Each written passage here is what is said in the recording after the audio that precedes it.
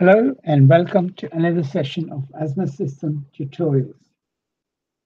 In this session, we are going to look at the risk management commands, the Y menu.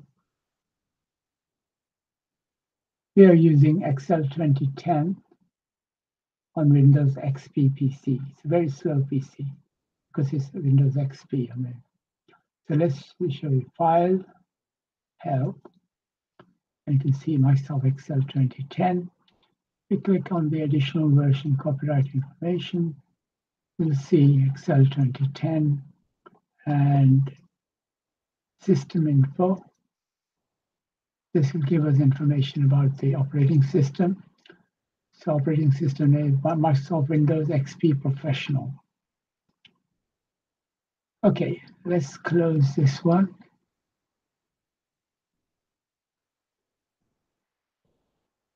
And if you go back, so if we open the AZMAT system, just go up. That's the main AZMAT system program file. And open as read-only, always.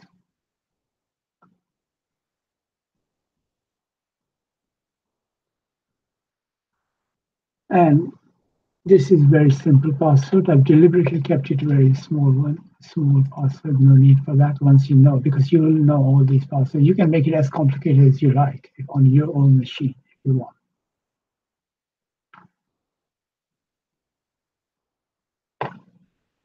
Again, because it's a slow PC, that's why it's taking so long. On more recent machines, much faster.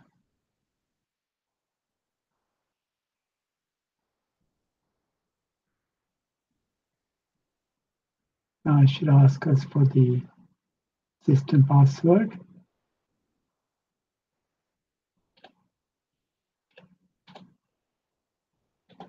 This you can set up yourself, change it to what you like, but I have got the default one, which you'll know what it is. Always let the user know what you're doing. So in here, checking opening files, particular files I'm opening there, and so on. I'm using the user ID, only 2 letters, AA. You'll obviously use your own initials or whatever else you like, but you stick to 2-letter ID. And your own password, which in my case 4 digits, so I've chosen that.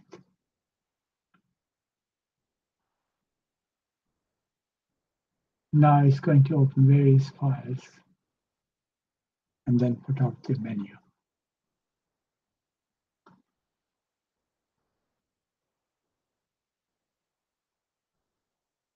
This is the AZMAT system data file. As you know, in the older versions of Excel, up to, 2003, you will have the menu options would be here. But from 2007 onwards, the menu options will be available via an add-in here, then you'll see. As you can see here, so let's go here, okay. I'm just telling you that click the add-ins, which will be here next to the one. There. So if I click this add-in there, then I can see the AZMAT system menus, J, K, X, and so on. Today we are going to look at the Y menu, commands. So this is the risk management menu. All these commands are applicable for risk management only.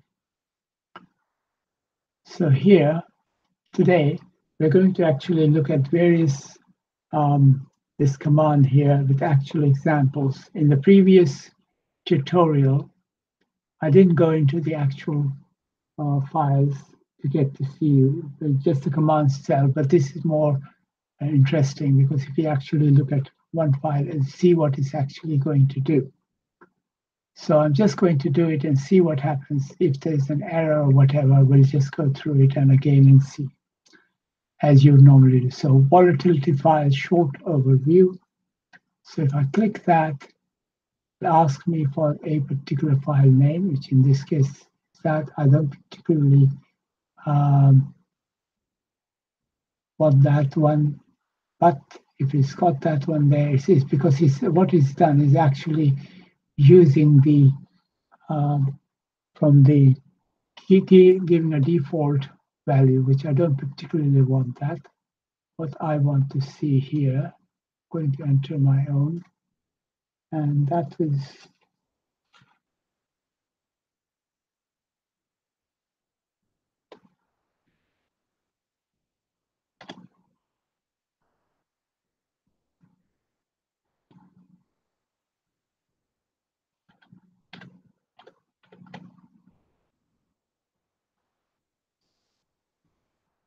and where it actually is. It's already giving you the default directory or folder. So it's on the G drive, XL 2010, AZMAT, and AZMAT MSC. That is where this particular volatility file is situated. There. So it's completed the current command. Basically,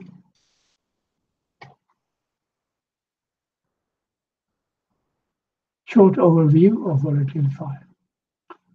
So we've got from this particular file is taken, as you can see here, from the beginning, few lines, and from the end, few more lines here.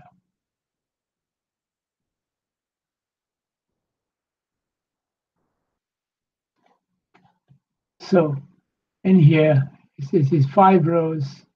The actual rows are here, 481 in here.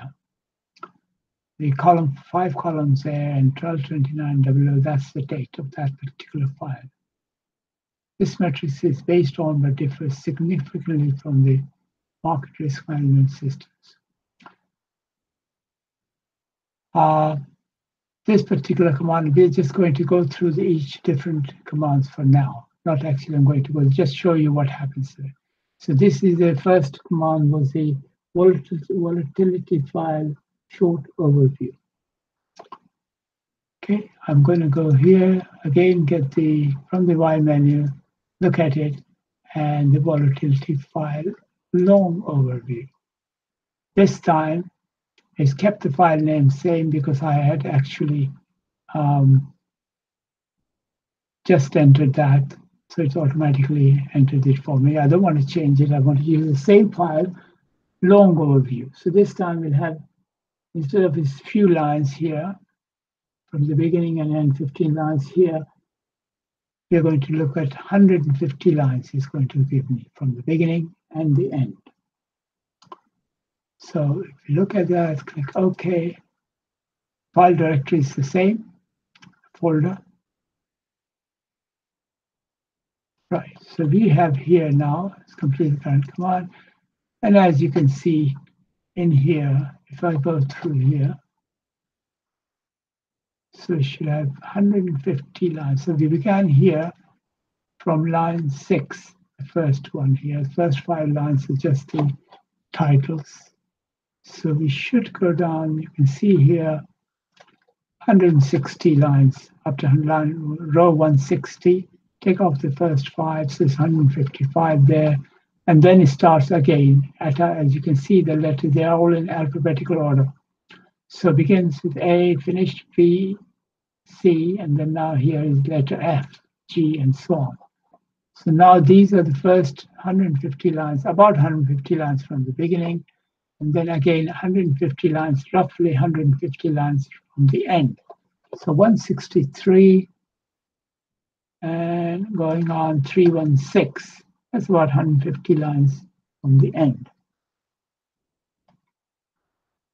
Giving today's date is done by me. The user is AA, 11th of August 2018 at 20:39:06 hours.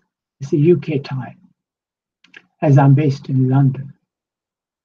So it's a long overview of volatility file DV 122900.RMV. .rm3 rather. If you can see here, for example, for gas, we won't go into details at this point right now. Let's just look at these commands. I just wanted to show you the actual commands, how they work. So long overview is the one, this command, volatility file, long overview gets about 150 lines from the beginning and 150 lines from the end of a particular file, volatility file of your choice, which you have to have already on your system. I'll be providing you with some example files.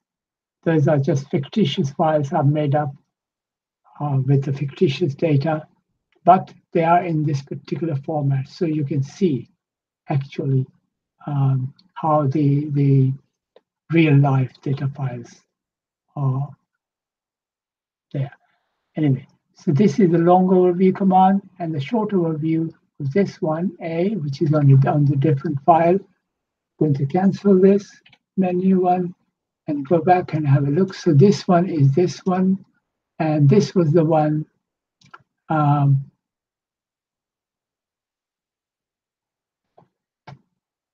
as you can see, this is about 15 lines from the beginning and 15 lines from the end, roughly, approximately 15 lines from the beginning, 15 lines from the end of same volatility file, dv122900.rm3. Okay, so it's a short overview. So if you want to quickly have a look at the file before having to open it, you will see for volatility file, it maybe does not matter because there are not so many rows. There are 481 rows. So the short overview is that. And then if I look at the other one, as you can see here, this particular file is dv1229.txt. And because the next one is the same volatility file, AZMAT System has given the name, this one, 1229_.txt. And you'll see later on why it has to be different and all the time, and why it actually keeps generating a different file. Okay, so we'll go and look at the long overview is this one. And this is the long overview, dv1229_. And if I can make this, so I can bring the end here. And you can see this is the one with 150 rows from the beginning. And there's a gap, couple of rows, just to show you that it is up to there. And then from the 150 rows from the end of the file. So it's because it's just an overview. So that's what, if you want to have a quick look at it. Now, because we have done the volatility files, the total rows are only 481. Now, let's go and look at the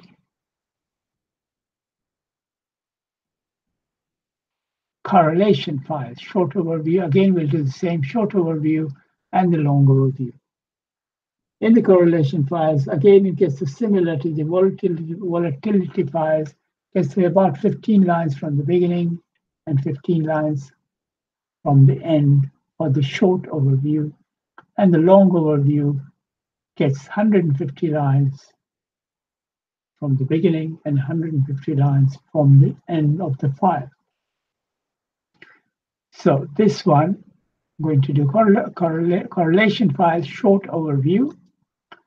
So this one, as you'll notice here, D is for daily, V is for volatility, and then it's the actual, the month, day, year, and so on.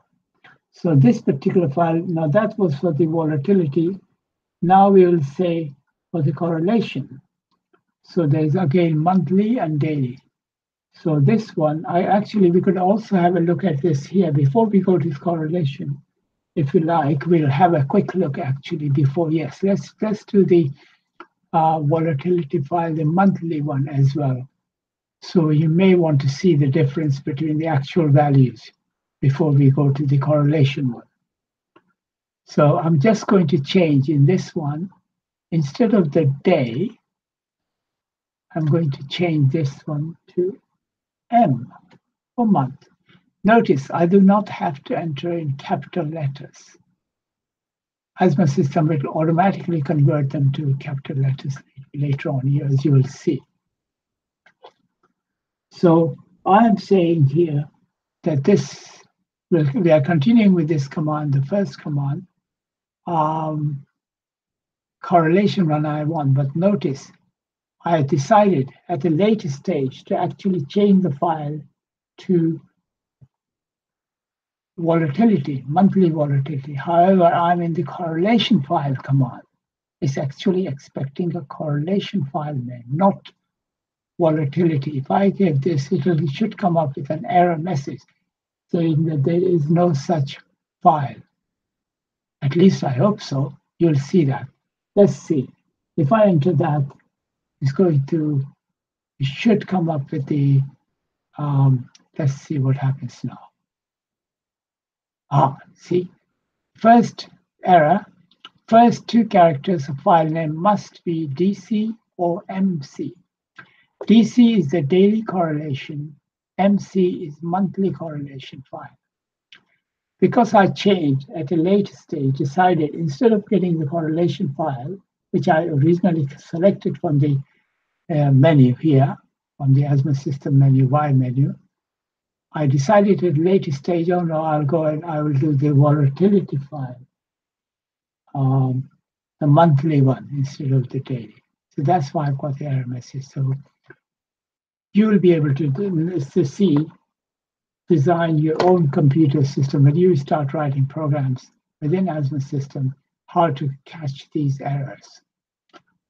Okay, so I have no choice but to click OK. I acknowledge that, yes, I made a mistake. It is my mistake, as my system will not let me proceed with this command further until either I give the correct correlation file name beginning with DC or MC, daily correlation or monthly correlation file, or I have to cancel that command. Then start with the volatility, which I'll do that now. So I'm going to click OK now. So it's giving me again the option here to change to correlation. It expects the correlation file name or to cancel the command. So in this case, I still actually want to do the monthly volatility file. So I'm going to cancel this command, asking me, do you really want to cancel? Because you may have by mistake click it. And if I say click OK to return to the box, if I click OK, I'll go back. It'll give me back to the same menu if I made a mistake. But no, I do want to cancel this command. I don't want the correlation file command right now. I want to use the monthly volatility file short overview. So I'm going to cancel this command and confirm that, yes, I want to click cancel to cancel this command. Command is canceled. Now I'm free to choose a command. Okay, depends command. Doesn't have to be from there. In fact, any commands. However, I can do that again if I want that. And again, if I change the give the file name, unless I give the file name in the correct format, it will not proceed with that command. So at this time, I'm going to say, right, volatility file short overview. And this time, it's giving me the original file name. Remember, it was the daily volatility file. So I'm going to go change this to monthly. Change the D to M for monthly volatility, but the same file. Click OK. And now the actual folder or file directory, as it used to be called, I still prefer to call it as a directory rather than folder. But there you are, personal choice. But if you are more familiar with folder, there it is, letter, the drive letter G, XL2010, AZMAT, then AZMAT MSC. That's the directory there. Okay, click OK, that's where it is. So this time, remember, I'm going for the, not the daily volatility there. It was a short overview, long overview. I'm going for the short overview of monthly volatility file. Okay, there. So here we have, you can see the letter M for monthly. Completed the correct amount. So let's have a look at it. Because I want to see both of them together compare, I'm going to make this window a little bit smaller because I don't really need anything up this side because I have nothing else here. This file is completely empty here, nothing there. So there's no need for me to have this window as wide. So I'm going to just bring it down up to here, if you like, there. Make it slightly wider, as you'll see as I go to the in hundreds, then it will be still see that. So this is the monthly volatility file, and the other one, daily volatility file, short overview. Okay, let's put them side by side. This file was the daily volatility file, but the long overview one. So I'm going to make this window much shorter, put it somewhere else. I don't need it right now. I can look at the change actually if I want to buy here, changing any if I want. But this is much quicker to just click there than have to go there. So there's my monthly volatility file. If I click it, bring it up to here, I can reach on that one there. Just about I can reach it up there. Right, monthly volatility file.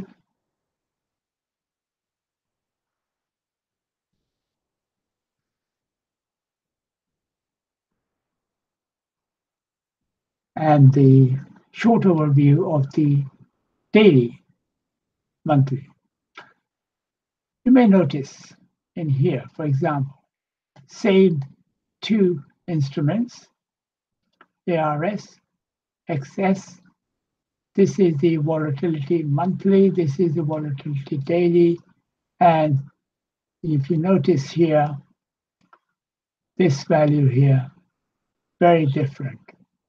The daily volatility and the monthly volatility.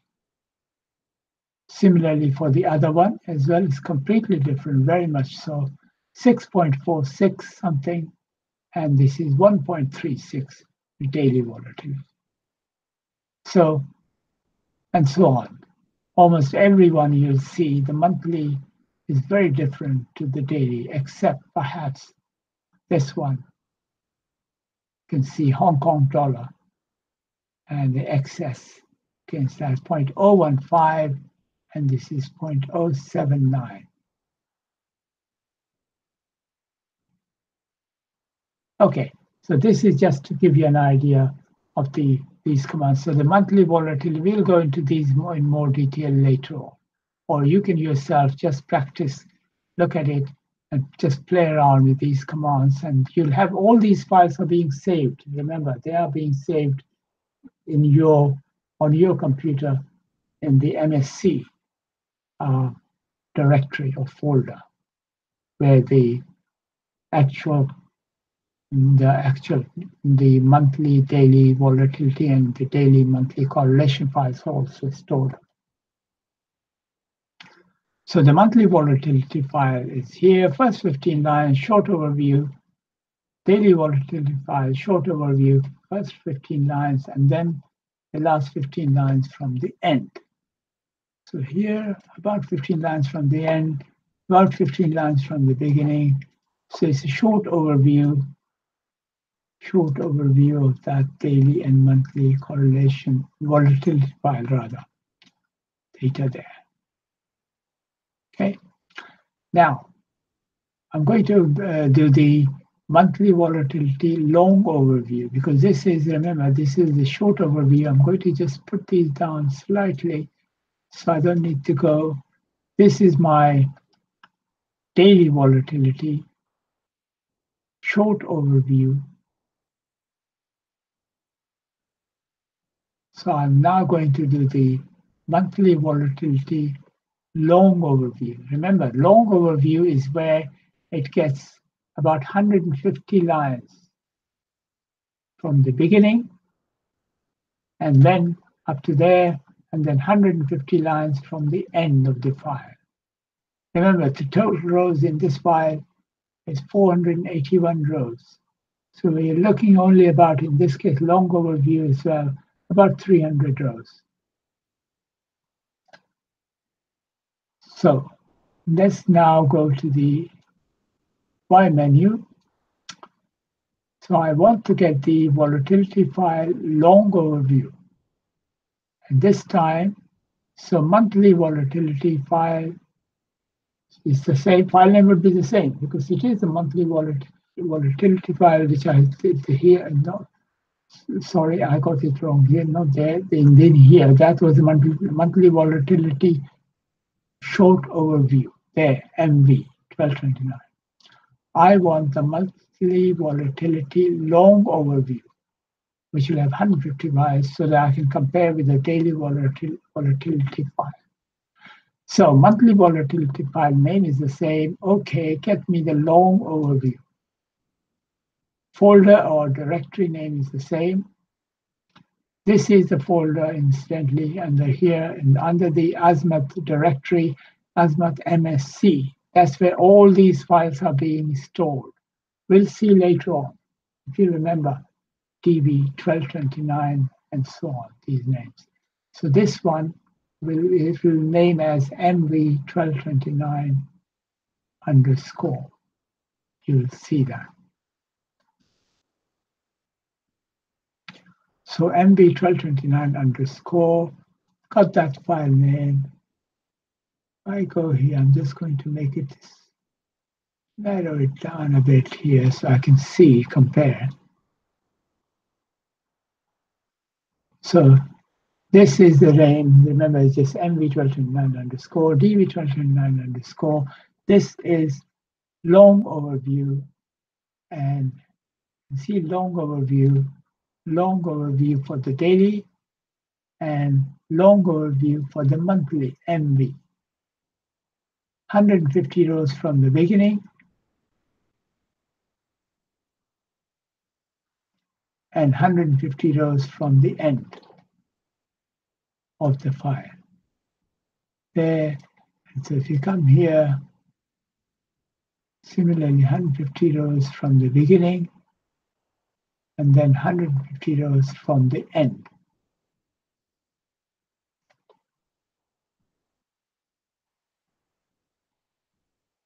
Now we can compare again, if you like, the actual values. So if you look at this here, WTI, C12, volatility, daily volatility, then you have the volatility, WTI, C12, volatility monthly, M for monthly. As you can see, this value is the same, and that's 15.41. And when you compare this here, it's 3.31. So daily volatility is very much different to on a monthly basis. Volatility of almost anything you look at it. You'll see, pick out anything. For example, gold. Gold there in here, 1.004, and gold here against C00 there is 5.093 monthly volatility. The daily volatility is 1.004.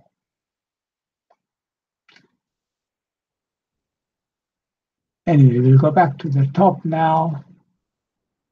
Look at this here. So the volatility file commands, to look at these files. These files have, so whatever the file you have, you can create your own files. You like just some fictitious data, change it to anything you like, but keep the format same. As you'll see as in the the AZMAT system example data file you will get with your AZMAT system. You must make sure that each instrument is 3 characters, and then you have these other ones later on, the currency ones, all that, and so on. Anyway, I will be diverging from this main risk management thing, so I don't want to go there right now. But for now here, you can practice it as long as you like, as many times you like commands. It'll just keep creating different file names and store those files on your disk. So we have got the volatility file short overview with the daily and the monthly in here. This one, short and the long overview for the daily, and the short and long overview for the monthly volatility. We've done that.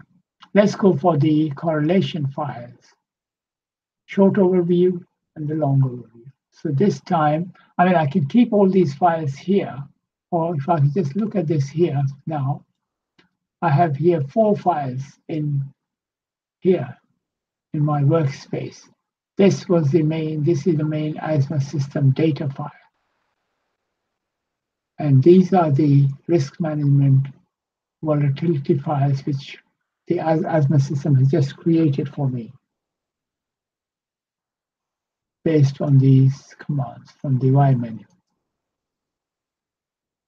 So I'm now going to do the correlation file short overview, and then later on the correlation file long overview. So let's just get the correlation file short overview. I'm going to keep these volatility files in memory here in the workspace right now. Let's just do this one, correlation file short overview. The date is the same. So in here, remember the second letter, if you remember when I made the mistake. In fact, I could do the same here again if you like. Same mistake, leave it there. I know it's wrong. It is correlation command I want there, and I'm giving it is a volatility file name because M is for month, D is for daily, monthly, daily, and then V is for volatility, C is for correlation.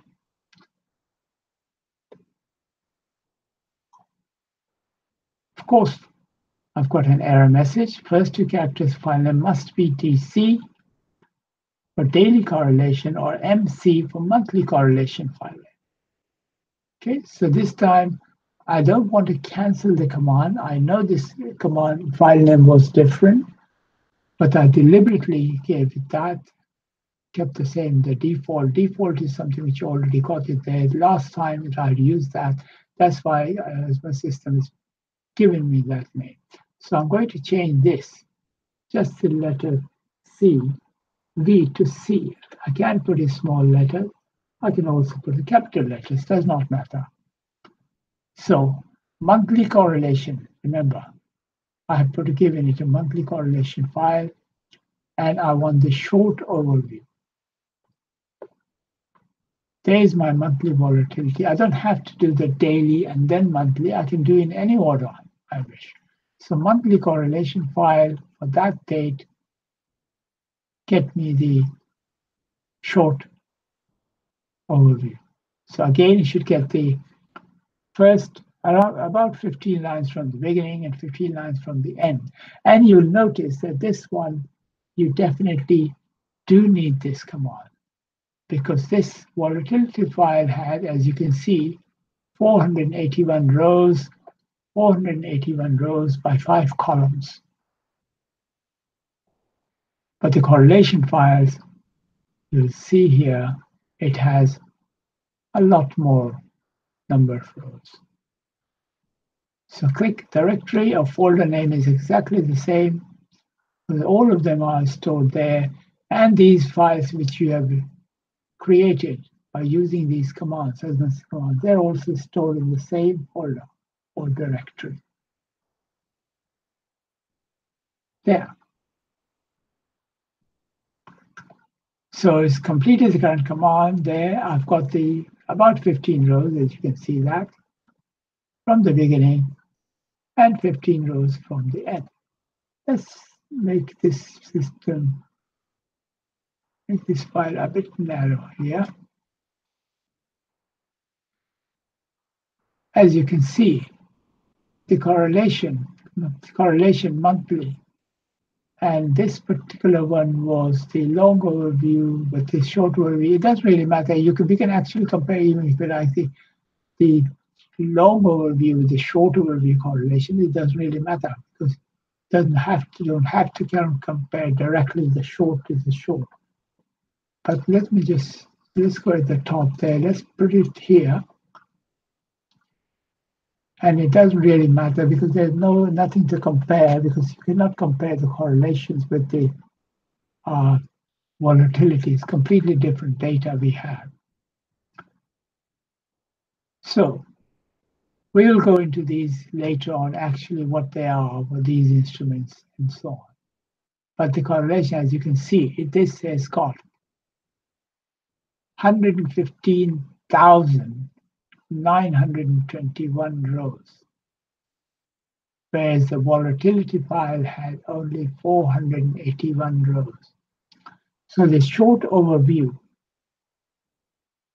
is very, very useful for the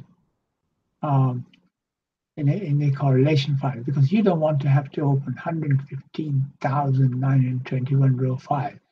If you just wanted to look at somewhere right at the beginning, then you use the short overview command, or if you wanted it somewhere not quite right at the beginning, but you're pretty sure that it'll be in the first 150 rows, then you get the long overview of the correlation file command.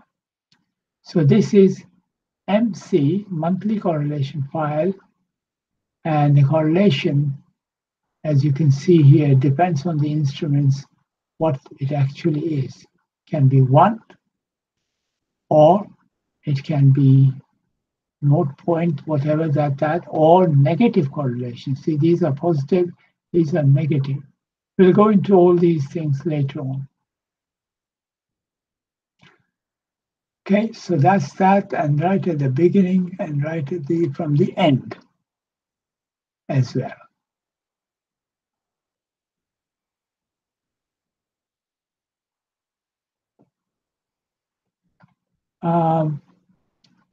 You may notice, since it's very simple, I'll just go through this now.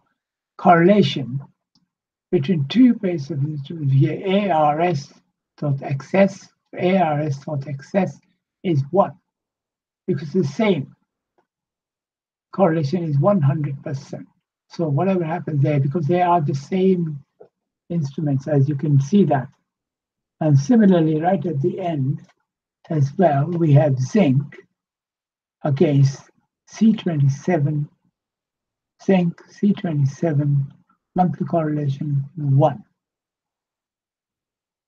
And the same here, C15, C15, 1, and so on. CO3, zinc 1. Anyway, we'll go through all these later on when we actually look at the commands. Right now, I just want to go through the menu system to see these commands, what they are.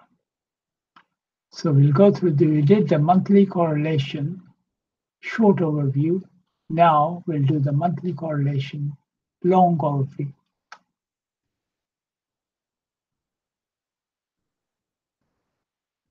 So correlation file, long overview. So there, monthly correlation file. I can choose the daily as well later, but I'll leave this for now as monthly. So monthly correlation file Then we click OK. I'm going for the long overview. Folder name is the same. And this time I need about 150 rows from the beginning and 150 rows from the end of this file. This file, remember, it's the same file, contains 115,921 rows. So all I'm interested in is the first 150 rows from the beginning. You can see the instruments are hardly changed. Still going for that. And then right from the end, so 150 rows from the beginning, about 155 really. And then from here, about 155 rows from the end. So it's a long overview. That's why I've got 150 rows from the beginning, 150 rows. This is purely arbitrary figure I've chosen, just so that you can get some idea of if you knew you had the whatever you're looking for right in the beginning or the end, very much right at the beginning, you'll use the short overview.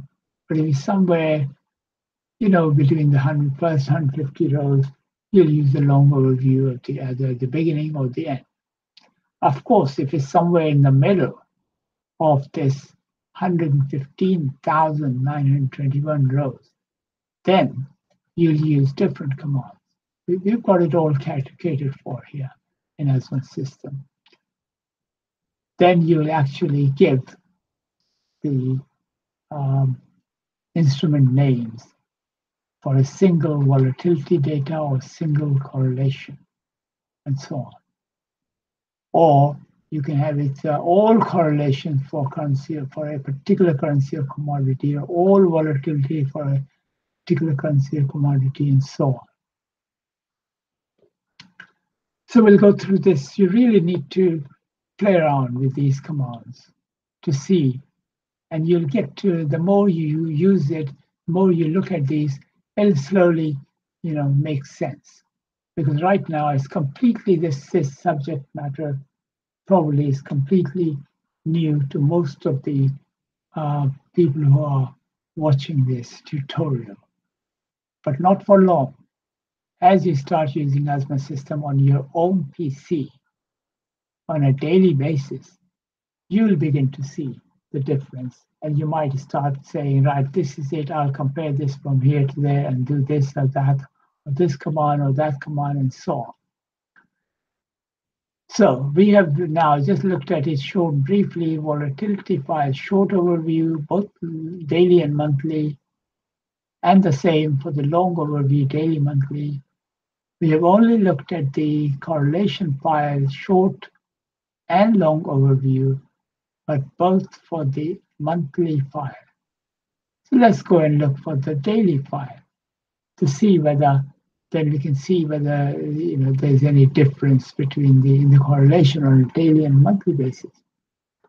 Just like we saw on the volatility file, there was a huge difference between a daily and monthly correlation, daily and monthly volatility. So correlation file, short view, it doesn't really matter whether I go long view, overview, or short overview. So let's have a look at this long overview. And this time I want the daily one.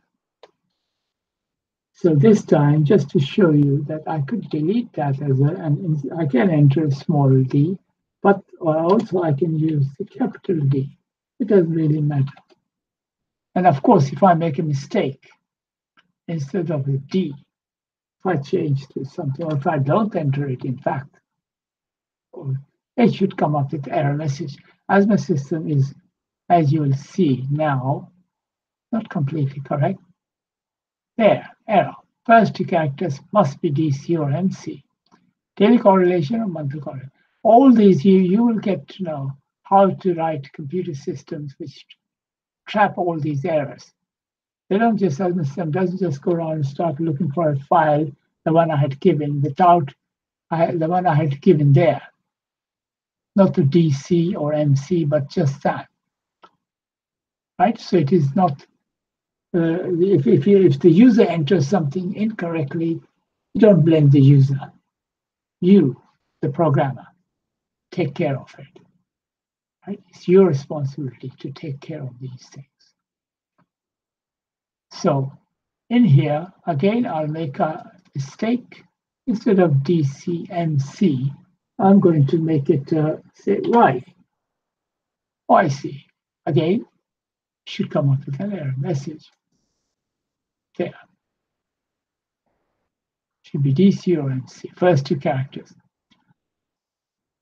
Again, in here, for example, I'll just make some mistake here in the actual name. So delete that, say, for example. So I know for sure I haven't got a file name of this.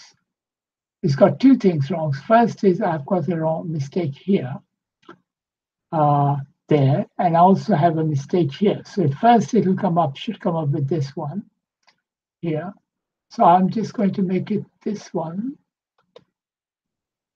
daily. So I will enter DC correctly, but I've entered a name of a file which does not exist. So it should come up with a message, error message, telling me that there is no such file. Right? Not yet. At this point, it doesn't know yet. AZMAT System has gone there to check for the file, because before it can check the file, it needs to know where it is stored.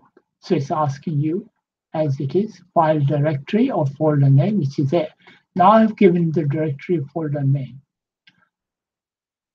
I have given the file name and I've given the directory folder name. Now it will go and check in this given directory or folder for that particular file which I gave, which I know is incorrect. So it should come up with a message saying file does not exist or something like that. There, file DC 12900.rm3 does not exist in that folder, right? In that directory. Click OK to re-enter the file name and or directory name, or click cancel to cancel this command. See, so you may have a mistake here. The file name does not. You may have made a mistake with the file name. Doesn't just have to be the DC and MC. Could be these here, could be here. Mistake something. Doesn't know at this point. All it knows as the system check that particular file name in that directory or folder which you set to AZMAT System. That's where it is. Look for it. Let's look for it. It's not there. It doesn't exist. So you can either re-enter the file name correctly, or it could be the file name may be correct, but the folder name is incorrect. So enter one or the other correctly, or both. But to do that, you have to click OK. Or you can cancel this command by simply clicking cancel now. We want to enter the correct file name, so we will enter OK. You click OK, so it's back to the file name. And as you can see, we had the correct file name was 1, 2. So December 29, .rm3. That is the file name here correctly, and it is. I know that that file name is correct and that does exist. So daily correlation file. And the folder or directory name, which will come ask for it, is correct. I have not changed it.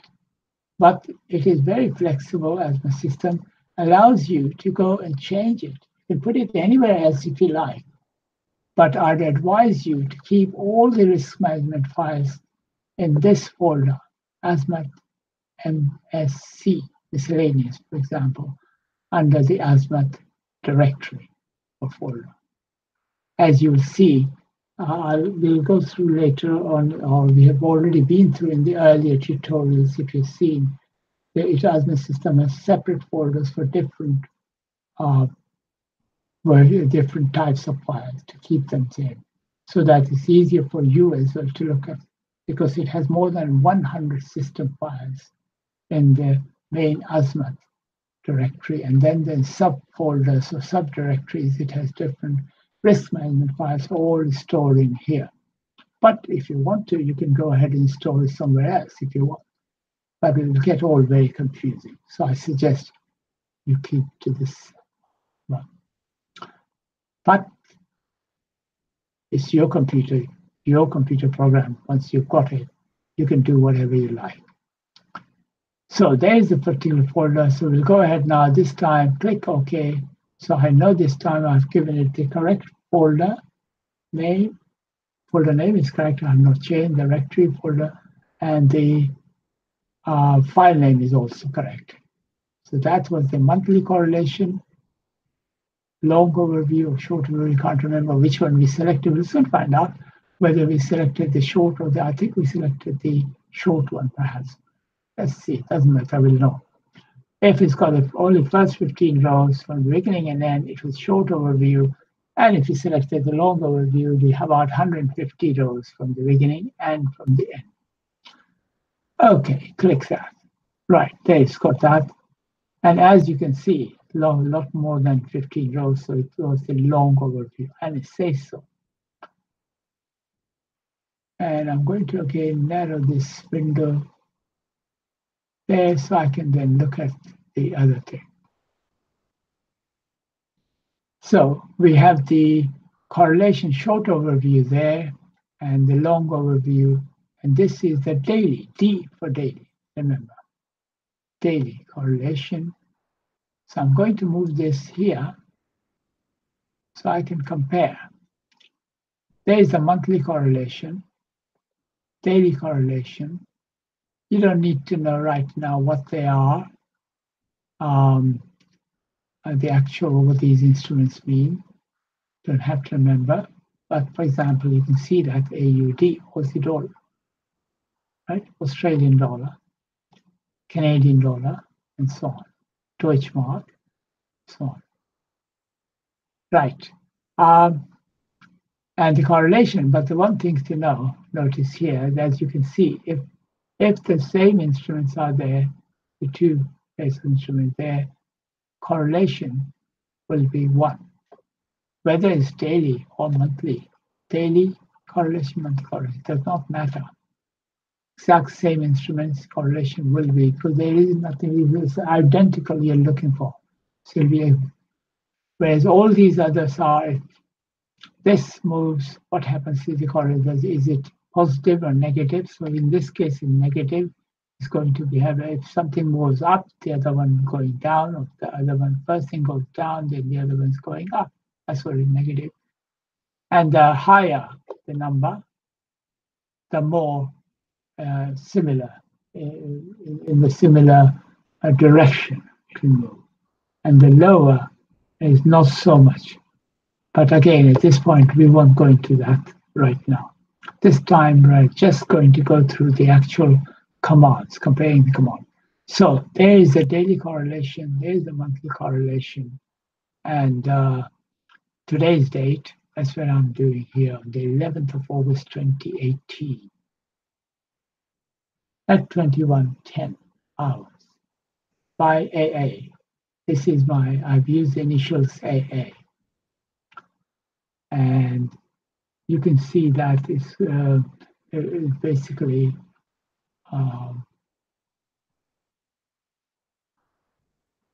two columns there, rows, 115,000 rows, and so on. Right. Okay. Let's have a quick look. So this is the one we looked at. It 115 rows roughly from the beginning. Then I've deliberately left a couple of rows blank so you can see that the other bit is from 115 rows, 150 rather, 150, about 150 rows from the end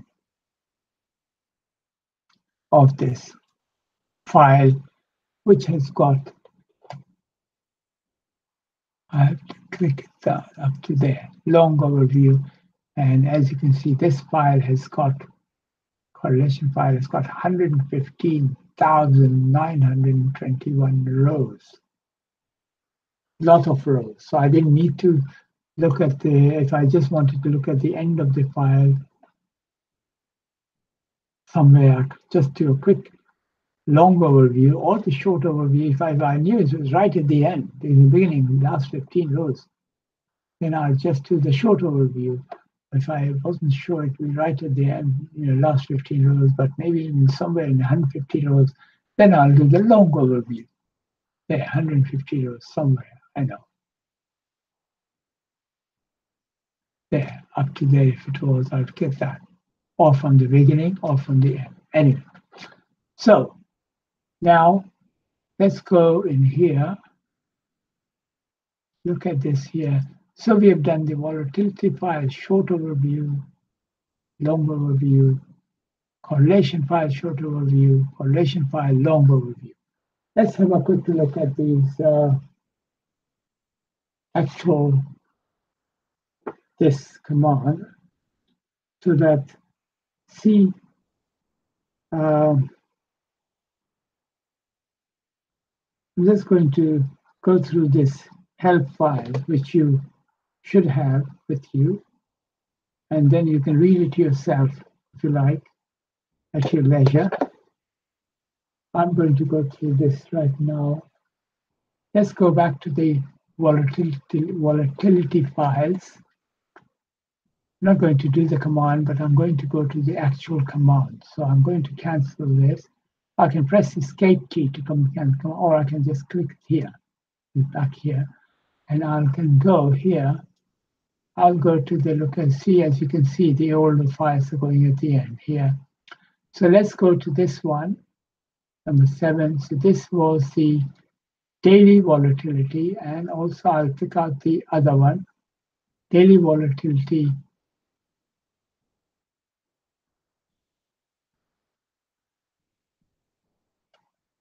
Long overview, daily volatility,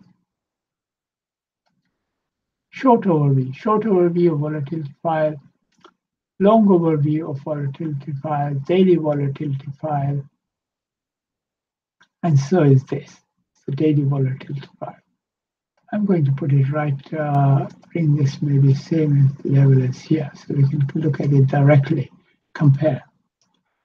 So what this is from the help file, which you will see, gets about 15 lines of data, approximately 15 lines of data. It doesn't have to be exactly, I've chosen arbitrary number for rows.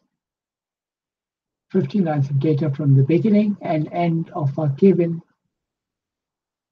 volatility text file. When this command is invoked from the Y menu of AZMAT System, message is displayed as follows. So we won't go, now that we have actually done the command, we're not actually going to go through the full command, but I'm just going to go through the actual to show you. So here,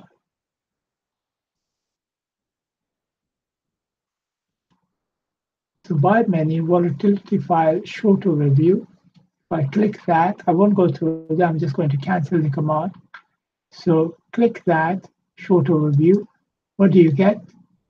So the message is displayed as follows: that my system requires full name of the JPM volatility file, and then click the OK button, right? Doesn't have to be JPM, could be whatever volatility file. For example, you will be provided not the JPM volatility file, but you will be provided with some fictitious file I have created for you, so that you can test. So the idea is for you to learn how these commands work, as my system commands work. And so you can write programs of your own, and so they will work with the similar, but the format is similar to the one here we have. So when this command is invoked from Y menu, message displayed, requires the full name of the volatility file, and then click the OK button. This message is suppressed if the extra screen messages feature is turned off, right? So this we have got, for example, if I'm going to cancel this right now, just to show you what it means in the help file. So if here I'm going to cancel the command altogether, cancel, confirm that. If I go in here, utility menu, I go in here, extra screen messages on and off. So if I have this on, I'll have extra helpful messages will be shown before actually I get to the before AZMAT System asks me the file name. So I'm going to now click this extra screen messages on and off. So if it is on, it'll turn it off. If it's off, it'll turn it on. And so now if I click, it'll tell me, as from now, AZMAT System will display extra screen messages. Please note that this feature is applicable to certain commands only. So not every single command will have some extra screen messages, but where it does, it will be shown that it is in your help file. AZMAT System help file, it will say so. So in this particular command, if I click this OK button now, so I know it will display extra screen messages. So see what happens here. Same command. I'm going to say, use this here, volatility file, short overview. See what happens. This time I should have an extra screen helpful message before it actually asks me for the file name. So someone who doesn't know anything about it, I suggest you turn those extra screen messages feature on from the utility menu. Okay, from the utility menu, utility menu, extra screen messages on and off. So right now it is on. If I click it now, it will turn it off and it will give me a message. So I'm not going to click it again now, right now, not yet. I'll do that when I want to turn that feature off. So that feature is on. So I use this command. So whichever command basically you use, if there is some extra screen messages available, AZMAT System will display those. If there aren't any, then it won't. Simple as that. So volatility file short overview. Remember, before it went straight to asking you for the file name.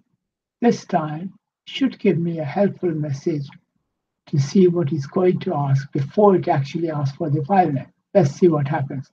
So if I click that, there's a message here. AZMAT System requires full name of the risk metrics volatility file. Name of the expanded text file, not .exec file, because there used to be these, you'll have .exec file, there'll be text files, and so on. So it's actually telling you exactly what it used to be. But in your case, in fact, it doesn't really even matter that, because all of the ones you're going to get an example file will be simply the text file. So you'll see, so whatever file you have, you'll only be given the text files. You enter that file name there. If you're not sure what the file name is, you can go look into file and then open file, open dialog box, get to the AZMAT and then the subfolder AZMAT MSC or subdirectory of AZMAT System, the AZMAT MSC, and there you'll see the file name. And remember, it's asking the actual volatility files, not these files. These files are your report files. Right, name of the directory where that file is stored. So it's basically giving you just the helpful message, hopefully, if you need, so that you know that it's going to ask you for first file name, ask you to enter the file name, and then name of the directory where that file is stored. Directory or folder, if that's more familiar to you. So now, first thing it should ask me for the file name, then it'll ask me for the directory. There. Remember where the extra screen messages feature was off, it went straight to this file name. Now, some people who are obviously, once you know what it's doing, it can be a bit annoying to have to receive those extra helpful messages. which they were helpful when you didn't know. But once you know, those same helpful messages can become very annoying. So what you can do is to go and turn those off. Right? As you know, you just need to go back into utility menu and turn it. So let's just do that. Let's just do that. We'll cancel this command. We won't enter it anything right now. Cancel it, confirm the cancellation. So come down here. Before we go into the Y menu, I'm going to go back into the U menu, and I'm going to turn this extra screen messages feature off. Remember, because it was on last time, if I click that again, it will be turning it off. Similar to many other things here, display results on off, screen update on off. You'll see screen update we might actually use that to see, then you'll get some idea of what it's actually doing. It's more entertaining, if you like. Although it'd be slow down perhaps slightly, but you can see what it's actually doing, whatever command is doing. So all these commands, you can see that here, on, off, on, off, on, off, on, off. You can turn on and off. See, so what first thing I'm going to do is turn this extra screen messages feature off. I know it's going to turn it off now because currently it's on. And it'll tell me here. If I wasn't sure, then it will not display. AZMAT System will not display screen. Note that feature applicable to certain commands only. Okay, so done that, feature is off. However, what I am going to do now is actually go back to the U menu. Okay, this time I'm going to use this screen update feature on and off. It says here. So I'm going to turn this feature, screen update feature, on. So you'll see that it's going to turn. Click OK to turn. You have to confirm to turn it on, or click cancel to turn on a screen update of only cash flow or discount factor dates, etc. See, as you can see, this command, turning screen updates on, does not apply to any of these. In this particular case, the risk management, these commands. As it says so here, turn on screen updates of only cash flow or discount factor dates, etc. commands. So in this case, it won't make any difference. So I'm just going to cancel it because I don't really, even if I turn it on, it won't make any difference. You won't see any difference.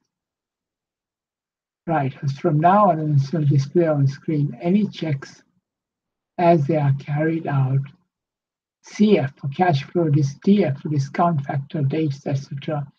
before each calculation. Display on screen any check. Please note that on very fast PCs, the user may not be able to see the relevant checks. On slower PCs, you will see that, but on the faster PCs, you probably won't see because he'll do it in a flash, literally, within fractions of a second. So you may not see that. Okay, display on screen any checks. So if I go back here,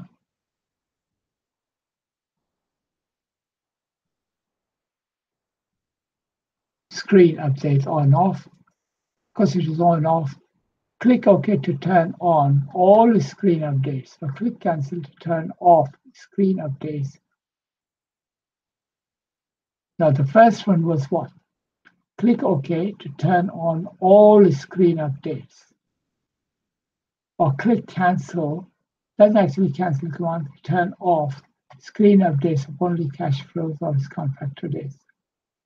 So right now, click OK to turn on all screen updates. So I'm going to use this one here, all screen updates, not just cash flows or discount factors. So let's see what happens here. You'll see that now. So if I click OK to turn on, it's telling me as from now on, AZMAT System will display on screen all commands as they are carried out. Use this command again to turn off this feature. Right, let's go this here. This time we'll actually go into this command And let's say we do, we've done the short overview, long overview of the daily. And again, this one, if I remember correctly, let's just see this here. This is also daily. Let's do the monthly. Now, I want to be sure that I haven't got it. Let's just check it here. So what I have in this in memory right now is I have the daily volatility, short, low, maybe daily volatility, long, monthly volatility, short, long, monthly correlation, short, possibly long, although it doesn't necessarily, it could have been the other way around, doesn't really matter because I'm just doing the way, depends whichever way the command was used, whether it's short, long. But I know I have only got daily correlation of one of those. So daily correlation I have here, if I look at it there, daily correlation, that file. Now, if I did another one, daily correlation, so we'll see. This time I want to see what I have here. So I'll first go and look at this one, see what this particular file is. I can click this file here, as I can see that here, or I can click that to jump to that file. So this was a long overview of daily correlation. So I can now do the daily correlation of that same correlation file, but the short overview. Okay, this is a short overview of volatility file. So but this time, this short overview, I want to see the in between what's actually happening on screen updates. Let's see whether there is much to see. There maybe there may not be, but let's just see. So correlation file, short overview, but this time, remember, we have the screen updates feature on. Daily correlation, short overview I want. So click OK. Want that folder name or directory name? Fine. Now when I click OK now, we'll actually go and get it. But because it does it pretty fast, there may or may not be very much for you to see. Let's see. But depends on the command. If the command has lots of things to do, it can, because there's some commands take several minutes, then it's more interesting to see what's actually doing. We have those commands, but you'll see those later on. Right, for now, this one, to get the short correlation, short overview of the daily correlation file. As you can see, that's it, it's done that. Not much to see, but you just saw briefly from one file to there what it was doing. So there it is,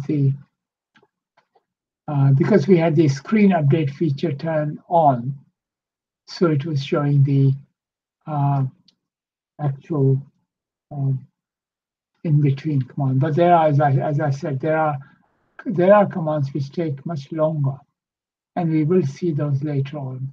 Then you will see it's more interesting to see which particular intermediate files it's opening and closing and what it's actually doing. More interesting. We'll see those later on. Right now, we have gone through that. We went through the daily volatility file, long, short, long overview, and so on. Now, these commands are all volatilities for currency or commodities. For a particular currency or commodity, get all the volatilities, and similarly, this one is all the correlations. But let's just have a quick look at each of these commands in detail. So first thing I wanted to show, read through here. I went slightly, this is all in your help file. I think we've gone through this quite a few times already. But let's just have a quick look at this here. Actual in the help file, what it says. So I won't do that one yet. I'm just going to go now. This command, click that command, or you can just click press the escape key there. That also cancels that. Now I want to go back to the volatility files. Right? These are the correlation, DC, DC. Remember, second character is the C for correlation, V for volatility. So I'll go here and look at it. In here, I want to go to that, and then I want to go to the other one. So I have the daily volatility file long overview and the daily volatility file short overview. So let's have a quick look at this command. So what it does, this command, because remember, once you become familiar with these commands, I know the subject matter may be very different, completely new to you, but once you become familiar with start using it yourself on your machine, this will become very, very familiar, very simple to use. And what's more, you'll be able to see the actual program code, which is doing this work behind the scenes, which we will go later on in future tutorials, step-by-step commands, so you can see one line at a time, one line of command, so on. How it actually gets this, as you saw, gets this within seconds. Anyway, so we've got through here. The user is then first thing when I use this particular command, what it does.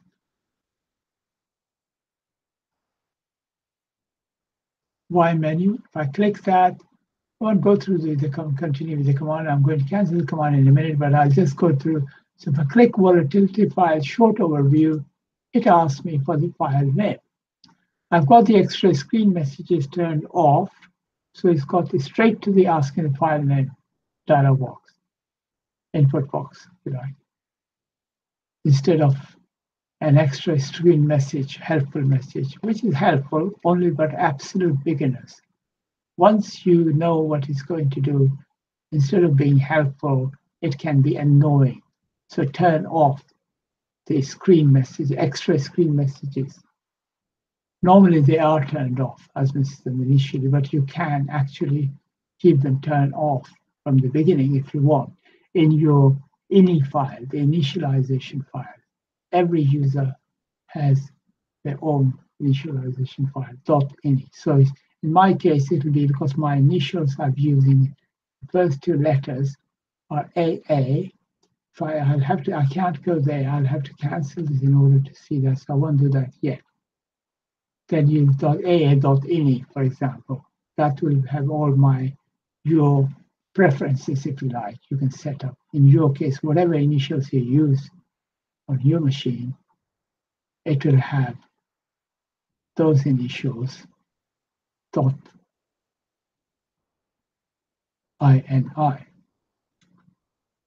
Anyway, so in here, it's going straight to the file name. And the next one, it will then ask for the directory or folder where this particular file is stored, if this is the file you wanted. What it does is AZMAT System then prepares a short overview text file of the relevant daily or monthly volatility file as required by the user.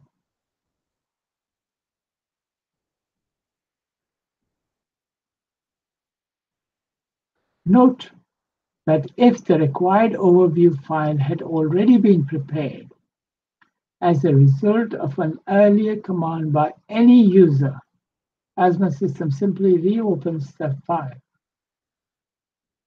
Okay, so for example, in my case, if by any user, the reason I'm saying is by any user is if your computer, this computer system, because it's designed for hundreds of users, enterprise-wide system, so it could be hundreds of users, even thousands, using in the same folder or directory AZMAT System. So in there, all these files, like one user has actually created this short overview or long overview of volatility file of this name, AZMAT system not stupid that it will go and create it again for another user, same one. No. If it's already created by one user, any user on that particular computer system, it will just bring it up, open that file, and present to the user. So let's show you. For this, for now, I'm going to just quickly first cancel it and confirm, yes, I want to cancel this command. So I have, for example, here, as you can see, dv1229.txt. And this file is stored in the AZMAT. Let's show you. Don't have to take my word for it. It's a file, and then if I go here, open, this is my main AZMAT program directory. And in here, and sorry, my fault. This is not. This is in the directory folder called AZMAT is where your users' own files are stored. Right? For example, aa.xlsx for any files,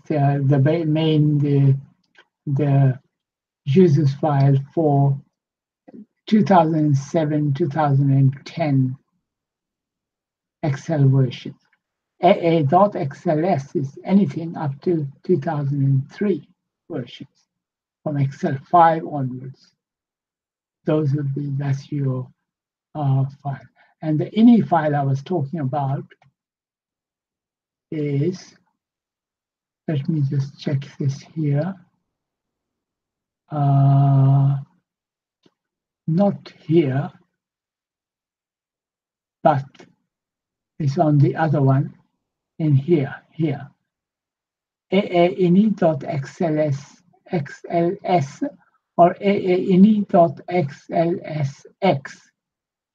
This is, as you can see, Microsoft Excel 2000 work 7. That's 2007, 10, 16, and so on. This one is Microsoft Excel worksheet, it says, because the old one type one up to 2003, .xls. Right, so this is not the directory. I can actually change it manually and go to that directory or folder, but there's an easier way. Let AZMAT System do the work for you. I can simply cancel it now. Instead of going file open there, cancel this file open now and go into this here, let AZMAT System do this work for you. I can go here, U menu, and say, change to user's own directory. That was the one we just saw, AZMAT. Change to AZMAT program directory. This is where the actual AZMAT System program files are there. And then you have changed to AZMAT query text files, change to bond database files, and change to volatility and correlation files directory, for example, here. So if I click to this one, change to volatility and correlation files directory. These are volatility and correlation files directory. If I click that, now if I say file open, as you can see, it's AZMAT MSC. So AZMAT System has already got these commands done for you. So you no need to go into there and say, oh, I must go there and change. For example, here, this one, as you can see, it's already changed to Excel in the G directory, Excel 2010, AZMAT, that's where the Excel program files are stored. Note, this AZMAT is different to the one underneath the Shiba. In this case here, G directory will be G:\AZMAT. That is a user's own directory. To show that, I will show you that here. You don't have to take my word for it. Instead of changing it here, I'm going to use that for AZMAT System command to change there and then show you. So this AZMAT is the AZMAT program directory. Okay, and this is the AZMAT MSC subfolder or subdirectory of the AZMAT program directory.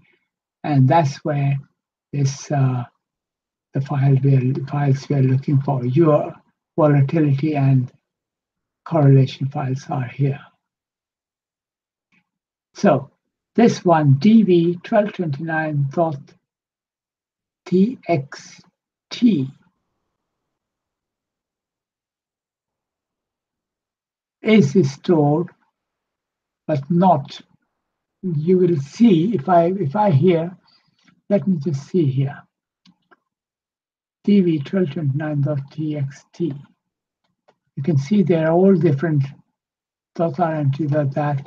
These are all Excel files. These are all there. These are all there. Now, if I go, and these are all the files are here. So this is not here. I'm just going to go up in the AZMAT directory here.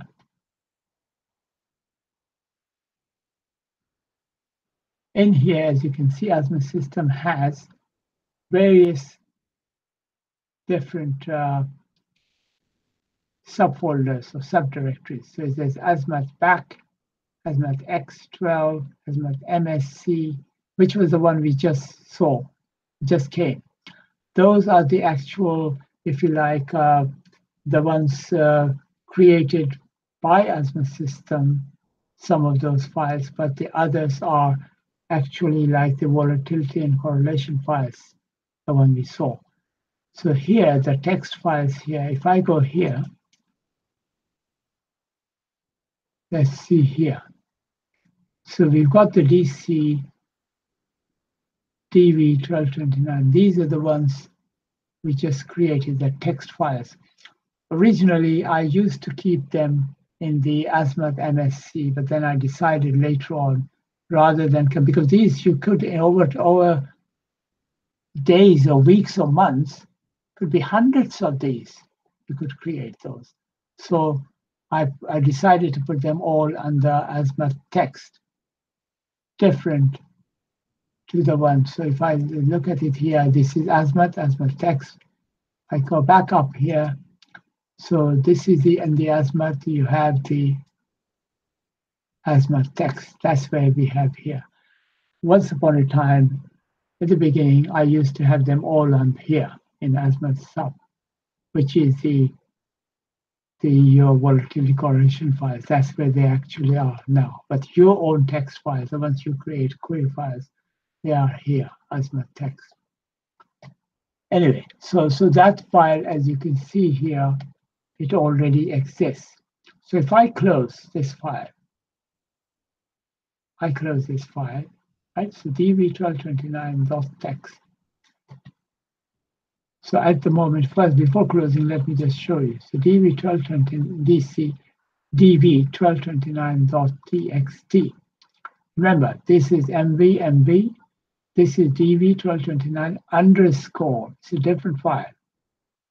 That's the one there, long overview. This is the one there, short overview, volatility. Okay, I'm going to close this file now before I use that command, short overview file again. So come out of this one now.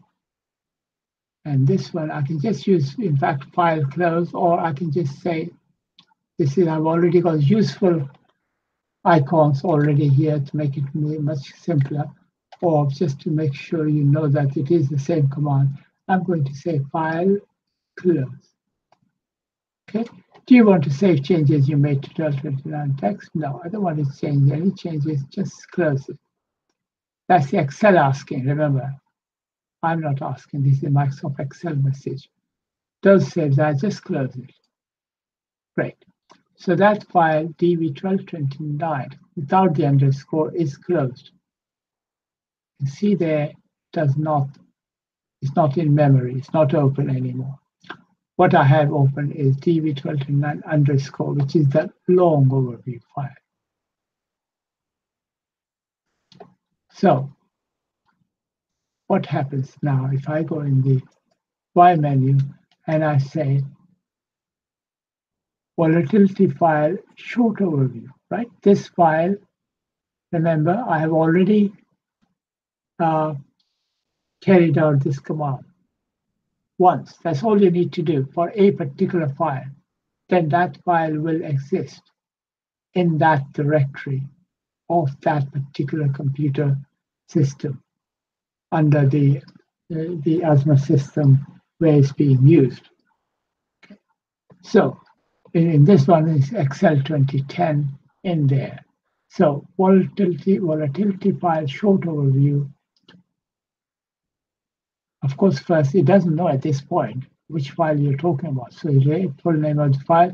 So there it was the, remember, this is not quite the right one. This is already actually in memory, if I remember correctly, MB1229.rm3. This was the monthly one. It was the daily one, if I remember, we just closed it, not the monthly one. So let's cancel this command, double check. I want to show you that it's the daily volatility file I want to show you, not the monthly. Monthly one actually it exists. We have created it, and it actually is in memory right now. But you can't just go there because we're in the middle of this command. So I have to cancel this command, cancel yes, and go here. And you can see that MV is already here. It's still in memory. It is actually, if I go here, there, MV, it is open. I want to show you the daily volatility file, short overview, not monthly one. So I'm going to go back in here first, go back to the daily DV, long overview there. And I want to select the DV 1229 short overview. So I'm going to go back in this command, Y menu, and say, get me the volatility file short overview. There. So this is a monthly, which already open, and I've done that, but it's open. I don't want that. I want that daily. So I want to cancel that one and change it to D. So I want the DV 122900, DV 1229 there, and that's the one, the same file. This is the one I have open, is long overview. I want the short overview. That's the command I've given, which is not open. So this time, it will, of course, ask me the file name, file directory or folder, and then, because I've already done it, it won't create it again. It will simply look in there. If it exists, simply open it. So click OK. Next one is the directory or the folder, which is that, correct? That's where the actual volatility and correlation files are stored. OK. AZMAT system has completed the current command. So it's because it's there, it's there. It's opened that one, short overview. It did not create it. AZMAT system is not stupid. Wants to make life as easy as possible. So it saw, goes and checks whether that file, remember, this was the monthly, or this is the daily long overview, and this is the daily short overview. It quickly checked it. If it exists in the directory, somebody, another user, if it was a multi-user system, it is a multi-user system designed to be used by hundreds of people. If somebody, any one of those users had created it, simply will open it for any other user. In this case, since you are the only user on your PC, you created this before, it will simply go and get that, because that does not change. The data does not change. The same file name, the short overview is the same. So it doesn't go and create it again, doesn't do the command again. There's no need to. So it simply opens the file if it's already been created by you. Now, let's do this here. Same thing, similar thing with on this business. A long overview, and this time I will keep it open. I will not close it, keep it open, see what happens now. Okay, you have got the volatility file, long overview, volatility file, short overview. I had closed it and then used the command, in which case simply went and opened it. And now I'm going to go the long overview of the volatility file. So volatility file, long overview. So daily volatility file, it is a daily one, remember, DV. Long overview, this one is already open, done. Instead of closing, it's not closed, it's actually already open. So there is that file. The actual, this is the file name of, remember, this is the file name of the actual volatility file name is asking. It's not your, the one you created, not that long overview file. So you're giving the volatility file name. Okay, and then the folder is that, of course. And now it's already created and open as well. So what happens now, if I click that, yeah, it's simply gone there. Completed the current command. See, didn't need to do anything. In fact, all it did was simply activated this particular window. So AZMAT System just first thing does it, it checks it. Is it already open in here? If so, it doesn't need to close it and open it, just simply points out where it is. Notice, you may notice that you may perhaps, if you don't believe that, let me just show you. Or maybe I know you believe me, but let me just show you a practical example. Or if you remember correctly, when we just had closed that one, the short overview, when it opened, this file here, I had to make it smaller because when it opened, it was that long. So this one here, for example, I made it short. In fact, let me make it so that it's absolutely crystal clear. There's no question. I'll put in this file like that. So very small. And by doing that, I'm not going to save it in this format, like when it asks. Right? So this time, instead of using file close, I'm just going to use this one to close. If it asks me save changes, I'll say no. And this time, remember, when it opens, if that command when it opens, because it's opening from the computer system disk where it's stored, it's going to make the file be huge, big, full open as it is, not this size as I have got it here. As you can see that I made it, let me make it even smaller. There, you can see that it's very small. I have made it there, like that. So when it opens, you'll see it'll become open like that, big. So let's close this one. Close, you want to save changes? No. See, notice there's no difference between using this file close command here or file then close command there. So don't save, right? And this time, this is the long overview I'll do. Closed. I do not have that open, as you can see here. Daily volatility file. I've got the monthly volatility there. Monthly correction, daily volatility. The daily volatility went there, the top, because that was the one most recently opened, so it went there top. Originally, it was somewhere here. Now, the monthly volatility file is here, short overview, long overview, but I am talking about the daily volatility long overview, not the short overview, right? So this I'm going to say daily volatility long overview, and I wanted to show you that when I use this command, when it opens, volatility long overview, right? Daily. I want to open the daily volatility, but long overview.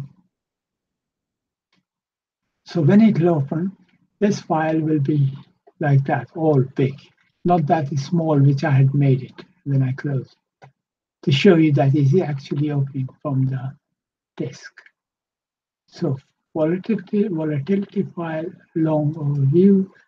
Yeah, that's the same name, daily volatility one. I want that same folder or directory and open.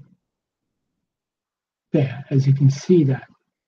It didn't actually create it, this again. It simply opened it from the directory or folder where it was stored. And you can see this was a file which I had made very small before closing. So when it's open, it actually opens it and keeps it to the huge size, normal size, as it will be, if you like, when it created that. Okay, so that's what it does. If the file already exists, any user, if it's from several users are using from the same directory, same computer, then it will, if one user has used that command, it will simply use that file, open it again for the second user, and so on.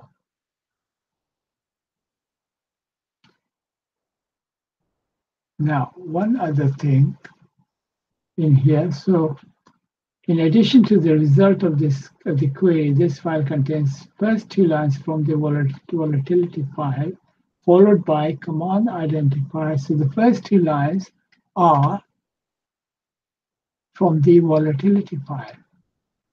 Risk metrics, this is what JP Morgan called it, risk metrics database.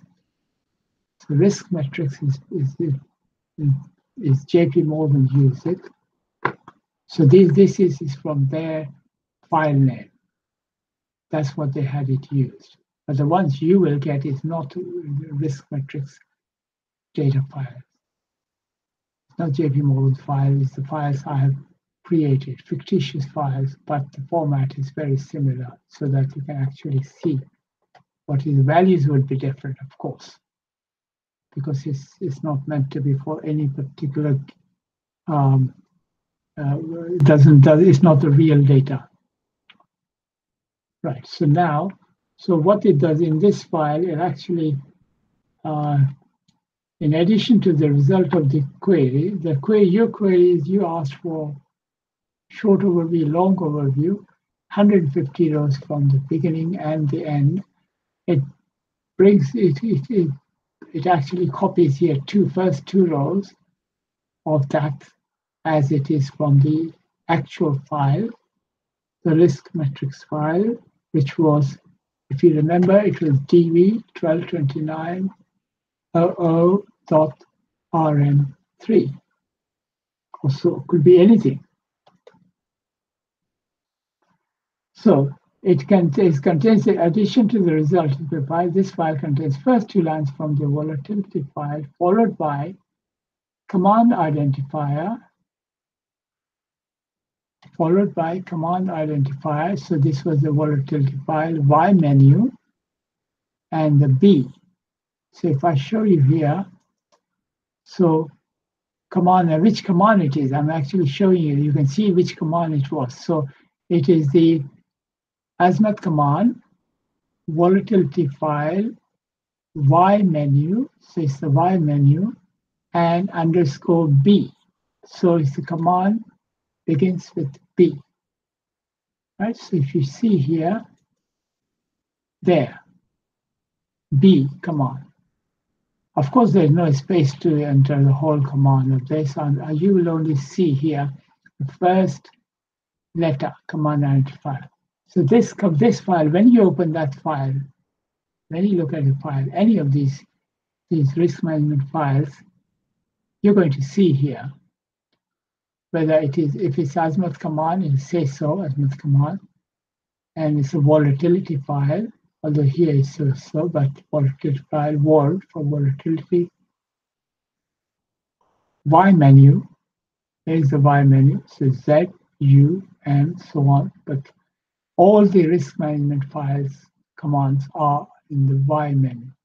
So you'll always should see here Y menu, underscore, just to separate this, and then the letter, capital letter here, will be to a number and to identify not just letter, it could actually be either in here, in this case, because there are more than quite a few commands. So I'm using the letters and numbers and so on. So in here you have that character, I should say character, is that one, B, and then, so command identify, then ID of the user. So that's the B is for there, it's the B command, volatility file long overview, which says so here, as you can see, long overview volatility file, B, and then what you have is the ID of the user. So my ID here, by, is done by AA. My initials I'm using are AA. You could have it whatever you like, YJ, PX, whatever. So those would be there. So because again, this brings me to the point again to emphasize that this particular system is an enterprise-wide, designed for big, huge investment banks with maybe thousands of people using it, all using on the same one network computer drive. So there could be, lots of people using it, hundreds of people. But then if they know individually, they can quickly identify who actually had used this command to create this report on this date, 11th of August 2018, AA, ID of the user, at this time created this file. So it has quite a lot of information. So if you've got lots of people using it, you can quickly check. Now, in this case, not much there really changed, but there are other files in AZMAT System where it does make a difference. It's very, very important. For example, you have the rates environment, yield curve files for a particular currency like US dollar or British pound, sterling, and so on. Then you need to know which user had actually changed the values, the prices, and so on. So then you know that the last person actually went. So AZMAT System keeps track of that, all that, and when you become become expert programmer or even not expert programmer, you'll be able to see how to write system to keep track of that. But in the beginning, you want to actually see how AZMAT System keeps track of these things. Then you could simply look at the code AZMAT System is used to create these commands. For example, this lot here itself. When you look at this volatility file long overview, short overview command, look at the code behind it, you will see how it actually brings those rows there, puts them there. Then, because this is created by AZMAT System, this file didn't exist, creates that, and how it brings up all this here data, where does it store, how does it put it there, and then these other things, then the actual this thing. It's all in these particular individual programs, as you will see. So from there, after that, so it does that, it gives all these useful information, keeps it here on the top of the file, so anyone opening this file can know quickly who actually created this file within AZMAT System and what it is, a long overview, and so on, of this particular daily volatility file for that.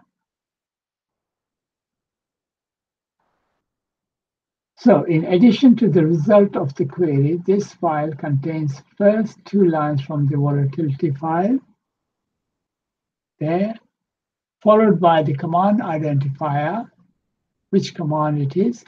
It's the volatility file Y menu, and that's command B in this case. and then ID of the user, which is there, AA, and the date and time of command. Date and time of command. You'll find AZMAT System very frequently uses the current date, in this case, 11th of August 2018, and the time, 20:39:06, hours, minutes, seconds, right up to the second, for example, keeps track of the when a particular command was used. So this is, maybe it doesn't really matter so much in this one, as I said, but this is, you're just looking at it. Some existing data is there. Data is there from this particular file. It's just bringing up first long overview, 150 rows from the beginning and the end, short overview, about 15 rows from the beginning and the end, and so on. And in here, for example, you can also see the series, price yield, decay factor, price volatility, and the yield volatility, and so on. We won't go into these here, what they are, values there. We're just reading so that you can see that's the heading there on that.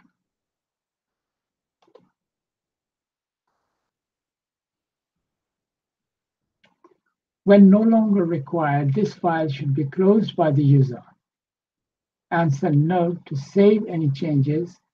Note that it is also immediately available to all other users. Right? As soon as the file is created, it's available to all the users for that particular company using from the same directory. If it's on a network directory, for example, they all will get it from the same way. So once you've finished using it, AZMAT System is advising you to simply close it. Don't keep it on. Okay, so I'll say, for example, here, I'm not going to use these in here. I had kept it open for purpose just to show you these things for now. So if I don't want them to use them anymore, I can just simply close it. But whether you close it or not, it will be immediately available to other users as well. As soon as, basically, literally, as soon as created, because it will be in that folder or directory where you saw the text files directory. So we'll quickly go through, before we actually start closing, we'll quickly go through very briefly with these other files as other commands, which there won't be much difference here. For example, I'll just close this here, bring that here, Y menu. So volatility file, short overview was that, and now the long overview, almost exactly similar, same as the short overview, except of course you will enter the command you are looking for is the long overview. But the asking the file name and the folder or directory name will be exactly the same. And the result is also exactly the same, in the sense that it has the similar thing. For example, long overview is the same. Let me just show you here. Just going to go back there.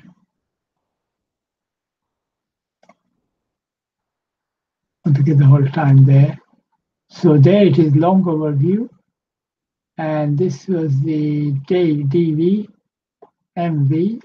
Instead of MV, I want to show you first the same one, DV 1229, that the file is almost exactly the same.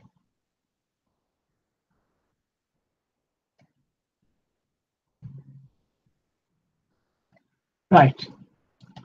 So you can see that it's the same first two rows from the file name, because the same file, we are talking about exactly the same file, DV 1229.00, DV 1229.00.rm3. That's the file name, is the same. It's a short overview, it's a long overview. The first two lines will be exactly the same. However, this was long overview, which is Command B, short overview, which is Command A. So in this case, you will see short overview is Command A. That's why you have A there. This one is the long overview. So I'll have to actually move it slightly.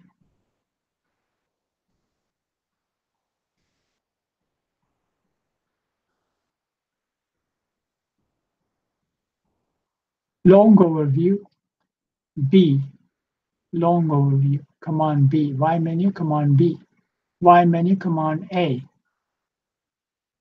short overview, right? So that's the difference between there. So as you can see, the actual in the help file as well, if you learn one in here, basically what it is, and the other is not very much different to learn. So you don't have to actually go around reading the whole of the description if you don't want to. You can do it if you like, there's no harm in it. You'll actually perhaps just a good revision. But as you can see, the data is in the result file is very, very similar. So the only difference between here, basically between this file, which is a short overview, and this file, long overview, is short overview is about 15 lines from the beginning, long overview about 150 lines, 150 from the beginning and the end. Short overview about 15 lines from the beginning and the end. And then the only other difference will be in here, the command will be like of course it is in this case is that Y menu A command, Y menu B command. There, short, long overview.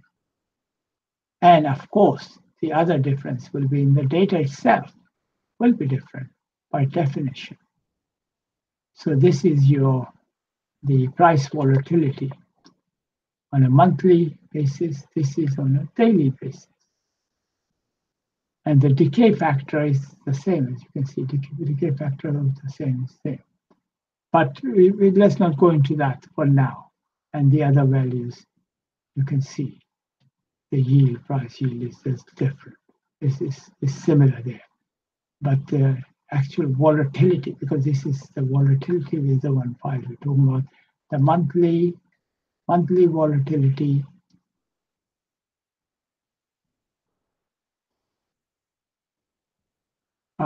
sorry, my fault.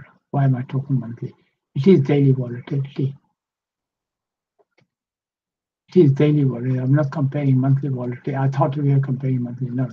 We are basically just looking at the long overview of the DV, daily volatility, and the short overview, daily volatility. So the only difference between these two would be here, command A, command B, and this one, because the long overview would have 150 rows from the beginning and end, short overview, 15 lines from the beginning and end.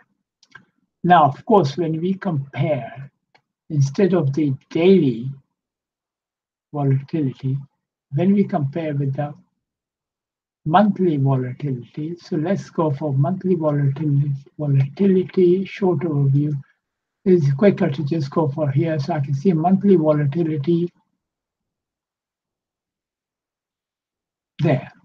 So I have this one is my monthly volatility, short overview, same short overview, but daily volatility. And of course, as you can see, the volatility value is completely different, 6.46, 1.36.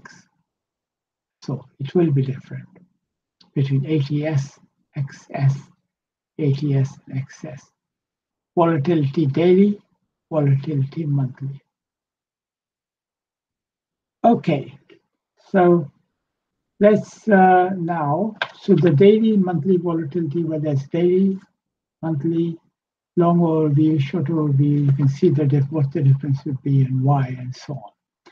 And within the program, you'll know how to actually, once you start programming, once you start learning the program, you'll know how to get this data. For example, these first two rows are simply taken from the actual volatility file. So they will be exactly the same in both monthly volatility file or daily volatility file because they are the same date. And then the others are different, so and so. And this is the fifth row is just the heading. So there's nothing different up here. So now let's have a look at so we've looked at the volatility file and the short overview, long overview, so on. Now we'll look at this correlation file. So for now, I'm actually going to close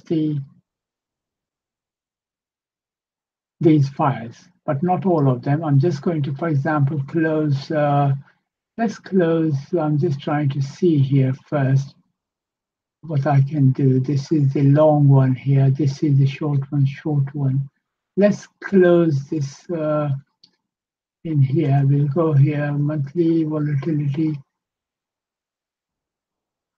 daily volatility, and V1229, monthly daily correlation.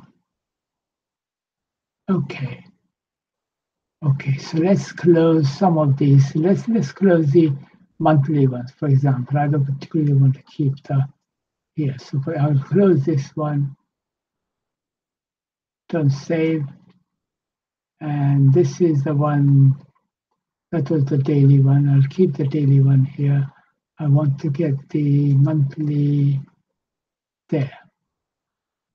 Long overview as well. I'll just close that one. I can always open it again if I want to.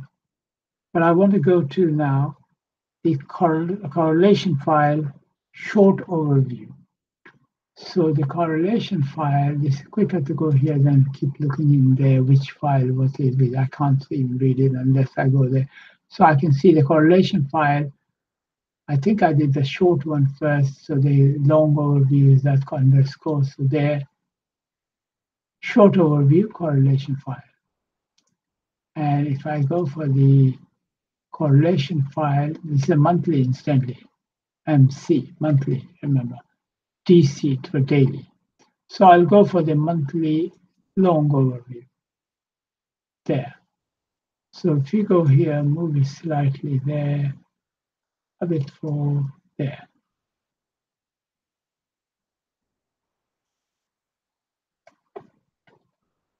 Right, we can make it even more to get the actual time as well to the seconds there. Right, so what we have here, make it the same, bring it to the same height so I can directly compare row by row. So in the correlation file, short overview. So for example, this is the short overview. This is, remember, the command D this time. This is the command E, long overview. So again, in here, you will see that apart from the path name, full path will ask for the file name and the directory or the folder, same as for the volatility. And again, very similar to the other one, that if it's already created,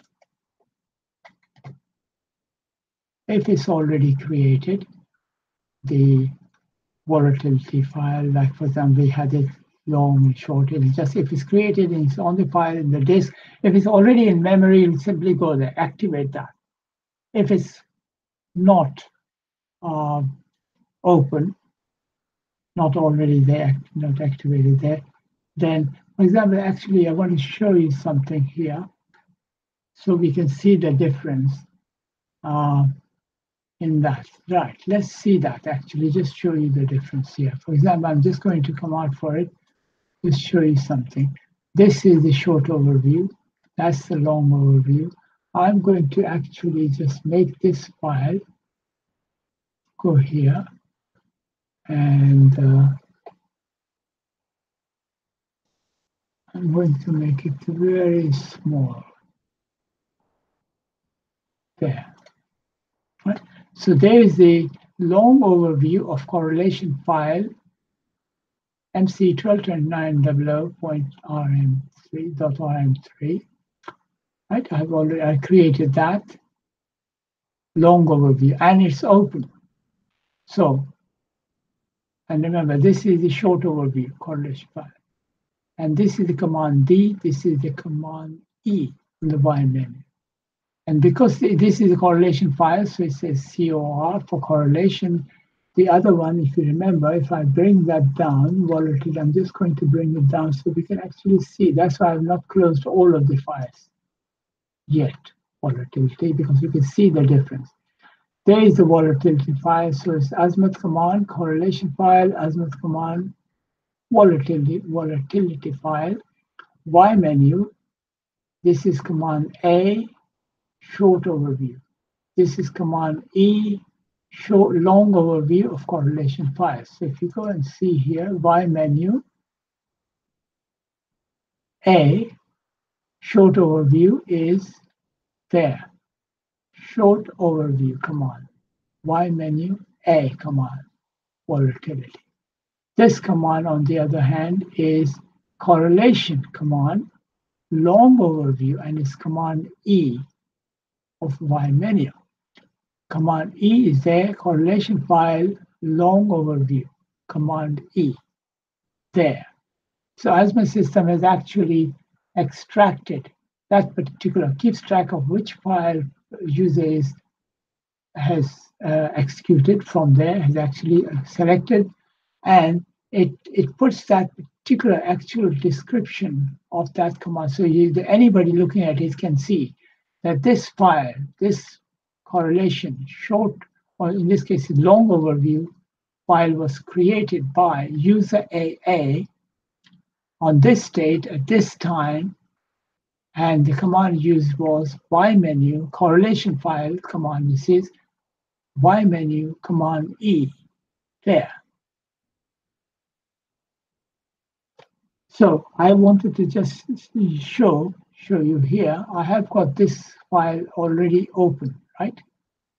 Correlation file, Y menu E, and I have made this file, as you can see, very small, this file. If I move it, you can see that it is not all over this, doesn't fill up the whole screen. It is a small file. I'm just storing it here. And let me just actually even store it in the middle. Just put it here for now. Right? This is from the correlation file, Y menu, long overview, command E of Y menu. So I'm going to go there and I'll do that. Correlation file, long overview. I'll use that command again. Now remember, I am using it here because I'm using it on this machine. It's only I am the only user. But it could be just as easily be any of the hundreds of users if it was used in a big investment bank. That's what AZMAT system is designed for. So they need to know who the user was. That's where it is. Initials of the actual current, the user who used that command. Okay, I'm going to use this command. As you'll see why I'm going to use it again now, and why I'm placing this file, which will eventually you'll show at the end, and we'll see what happens. I put it in the center of the screen, roughly, right? I'll just cancel that just to show you again. I have put this here in the middle of the screen, roughly, halfway, center of the screen. And this is the long overview of correlation file, command E, MC 122900, monthly correlation one, right? So I go there, and command E. I'm going to use that command again. I've already got the file open. Remember, I've done this before. and the file is open and it's here. So I go for this one, correlation file, MC 122900. Remember, this is not the daily, it's the MC I'm using. Monthly, so I can just use, I don't have to use capital M, I can use small m, doesn't matter, same thing. AZMAT System will convert it before using it. So MC 122900.mt, this is a correlation file, and the directory will be the same, which in the next one will come, folder directory, same. So, okay, click OK, and now it should go and get this file, basically. Let's see what happens. Remember, this, you can see the file is still the same here. File is still the same here. It has not opened it. All it does is looks at it, whether if it's already, I'm showing you these here because this is the beginning of your programming, hopefully. Very, very basic, simple introduction to the program part of it, of these commands. What AZMAT System does and why it does, how it does. So first thing here, for example, here, I have already got this file, correlation file, long overview, open. It's already been created by the user, and what's more, it's already currently open. It's here. So it's, of course, if I can actually, I could hide it, which we'll do that as well in a minute and see what happens. You'll see what happens. Let's see, let's do that. Or we'll do this for another file, so you really, you can see what I'm saying here, perhaps even better. Good demonstration. So it's this was the one long overview, correlation file, Command E. This file was already open. It's been created, and I put it in the middle just to show you. If this file was closed, then when it opens, it won't go around here, put it here.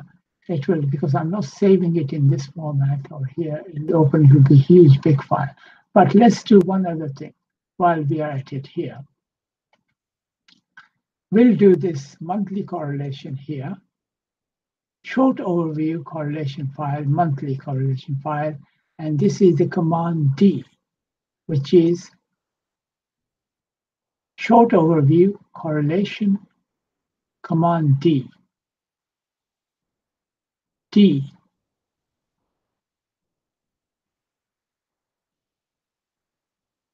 D. Ah. Correlation file command. Oh, I must have changed it. Sorry, my fault, my fault. Originally, I'll tell you what. So you understand here. This is something. It's not something mistake in the sense that I have made a mistake. It's a mistake in the sense that I have actually, at one time, I had here like A, B, C, D, E, and so on. But I decided to use this. Let me just show you here. Go back here. Y menu, command D. Short overview correlation file, right? Let's just move it completely here and then show you, see what happens here. This is not a mistake in the sense that something gone wrong. This is mistake in the sense, my mistake in the sense that I had created this menu. At one time, I had given this D menu. This was the command D because it was placed here. And in fact, if you look at it in the actual help file, it actually will show. Let me just see here. The ID of the user, command identifier says. Now, at one time, I had short overview was letter D, but I decided to use letter D here to change the bond database files directory. Reason is because this is the database files directory. And this, like for example, T is for change to AZMAT query text files directory. Letter T makes more sense, text files, easier to remember. Database files, D, easier to remember. So I used the letter D for this one. And so I moved basically, instead of the letter D, which originally was there at one time, during the course of program, because this program has evolved over a long time, these commands were not there originally. I decided to add them so that it's easier. I don't have to use it, doesn't need to go to the U directory to go to change to these files. And in here, for example, as you can see, that D, change to bond database files directory is the same letter D. T is for text files directory, and so on. And J is for volatility correlation files directory here. The fact that J just happens to be because I'm using other file letters for more. There's more C is more useful for me here to change. C for change and so on. So let's go back here. So that letter here, D, which I was saying in here, using D in the program file, maybe you can change it. This is a good, perhaps if you like, example for you what to do. Then go and change in here, not Y menu, Command D, but in this case, it should be short overview correlation file, letter G, short overview correlation file G. So at one time it was D, and that's why in my program it's there. But I didn't change the program in the program part of it. Maybe we will use, I will actually do it in one of the tutorials, perhaps when we come to do the programming part. And that will be the simplest thing to do to change that. Or you could do it. In fact, on your system, you could do it that. But for here, for now, as we speak, this particular letter D was meant to be here. It originally was. So in the menu, I simply decided at the later stage to use the letter D for here, for the database directory. And then it didn't really matter that much which letter at that time I thought, so I just put G there. Mainly because that's one of the letters not used, that's all. So you can see here, you've used A, B, and then C is here because it makes C's perhaps a single correlation, and the V is for single volatility. So V for volatility, C for correlation. That's why I have not used the letter C, because letter C here would not have been as useful than here. C for correlation, V for volatility, and so on. Anyway, that's what we have. So letter D is there. So this D should really be G, not D. But the principle is the same. So you're using the command, which command it is, and who used it, use the 2 letters of the ID and the date and time. All that. Right. Back to the main thing which I wanted to show you, because everything in here in programming and actually in computers is better to see it happening rather than just somebody telling you. If you don't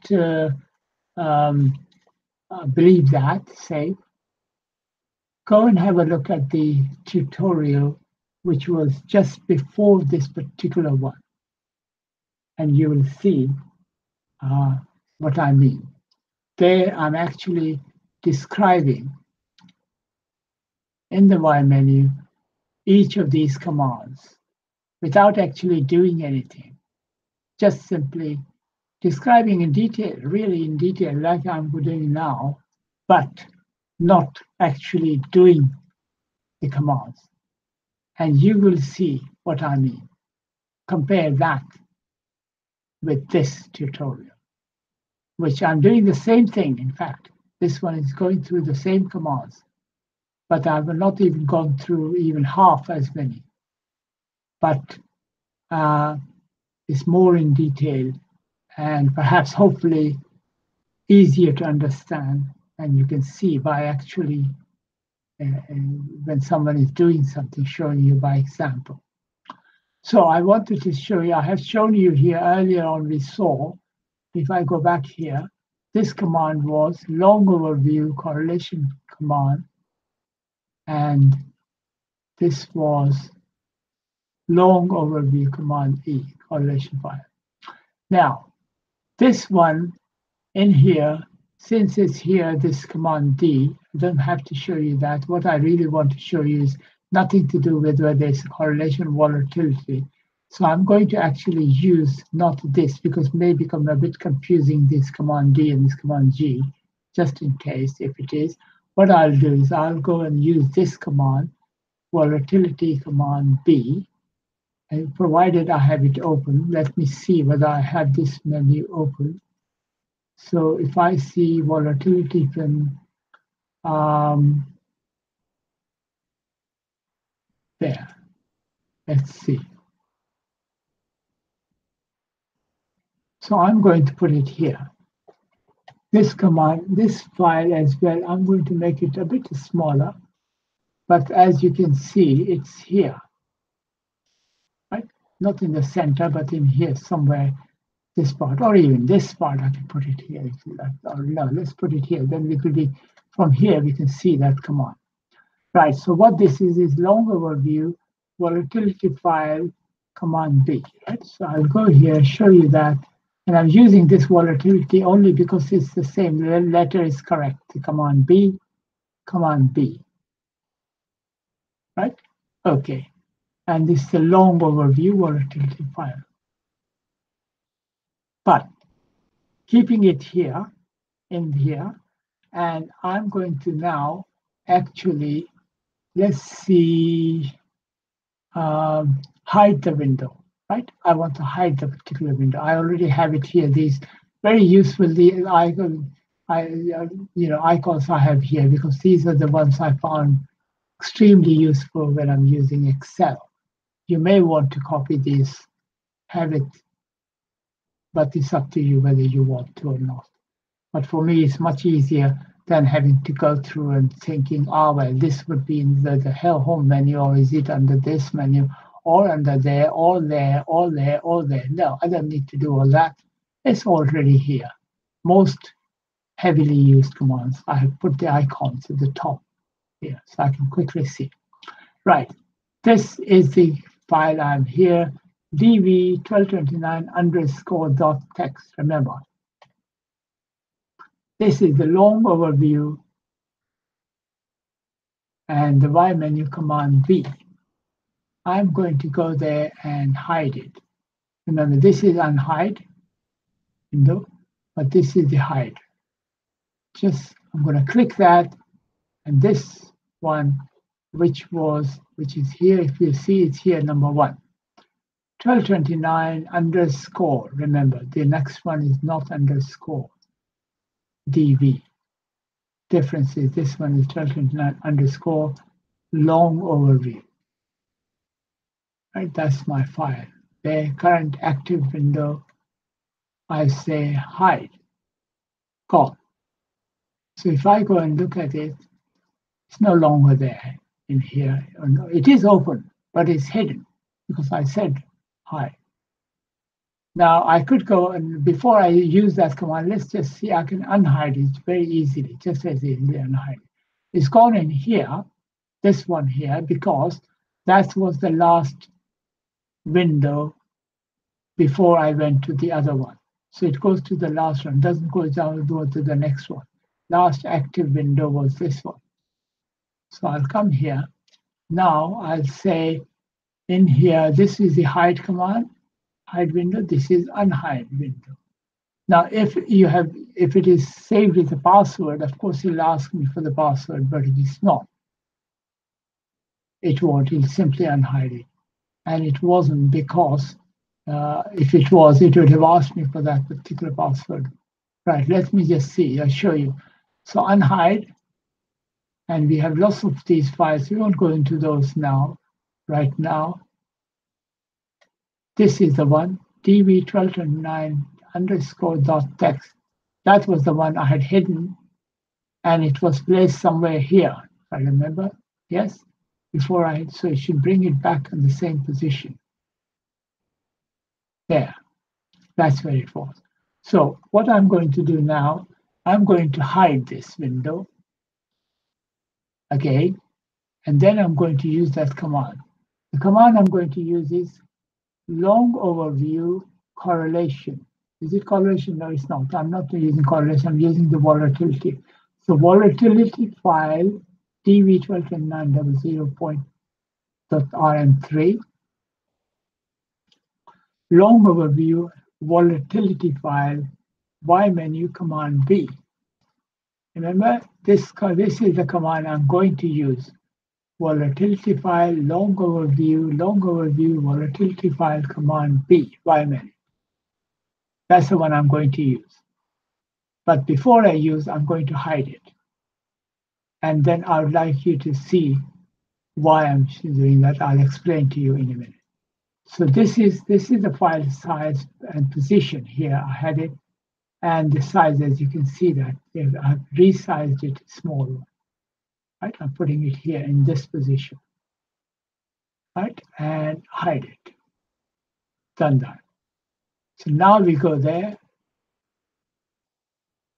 Volatility file long overview command B db daily volatility, and it was the daily volatility, not monthly. So that is the correct name. Okay, that's the folder name, daily volatility. At least that's what I think we just did. So now I'm going to do that. So remember, it is open. It's not in the directory there on the computer. It is there. Of course, the actual file is saved there, but it's currently it's open, but it is hidden. So okay, so the file name is correct, folder directory name is correct, and I'm going to say now open, and it's a long overview, but not correlation, but it's the volatility file. Monthly volatility file.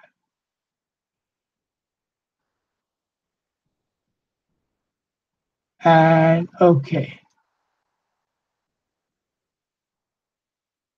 Now, if we go and look at this here, so you have this is correlation MCMC, daily correlation SSC, DV, daily volatility, but this is not the long one, this is the short one here, which we have it here, which is this one. Okay, daily, but the one I have asked for was command B, which is the long overview, remember, which we had hidden. So this is here now. If I go to click this one, or I could just click here, you'll see it will come to this one. This is the short overview volatility. And it is here. A bit maybe slightly confusing, but I hope you can see the size is different. It's slightly taller. The one I had it here happened to be there. I don't know why. He said it would have been much better, actually less confusing if it was in completely different position. But don't get confused here. That file is open. So it's not actually, it doesn't open again. And because you had it hidden, so it's kept it hidden. I want to go, and now if I go and say unhide it, let's see here. There, sitting there, dv1229_.txt. That's the long overview. Remember, short overview is here, already open there. Happened to be happened to be nearly, I didn't realize that my short overview was also in this corner, but the long overview, this one was not exactly in the corner. I think it's somewhere slightly, and the file size is not as tall as this, as you will see in a minute when I open it. Not open it, when I unhide it. So I'll unhide that, and you'll see that this is 1229.txt, and this is 1229_.txt. There, it's here. That one was that. That's what I mean. I was happened to be in that position. But we can do that again. If you like, this time I'm going to put it here. Keep this one here, if you like, but this one, put it somewhere there. So we don't no need to get confused between the short overview and this is the long overview there. Or if you like, we'll keep the long overview here. This time we're going to hide this one and in this position. So it's the short overview, Command A. I'm going to hide it. So if I hide this one, because it's open, it's not going to open. All it does is activates the file. So if you have it hidden, it'll keep it hidden there. So when you see hide that, so I'm going to hide this time, you're going to use the command A, short overview. Last time I'd use the command B, long overview. So I'm going to hide this one there, and it's gone to here because that was the last window, active window. Right. So we go here, Y menu, and this time I'm going to do the short overview. Remember, this is the long overview, command B. I'm going to do the volatility file, short overview, and command A.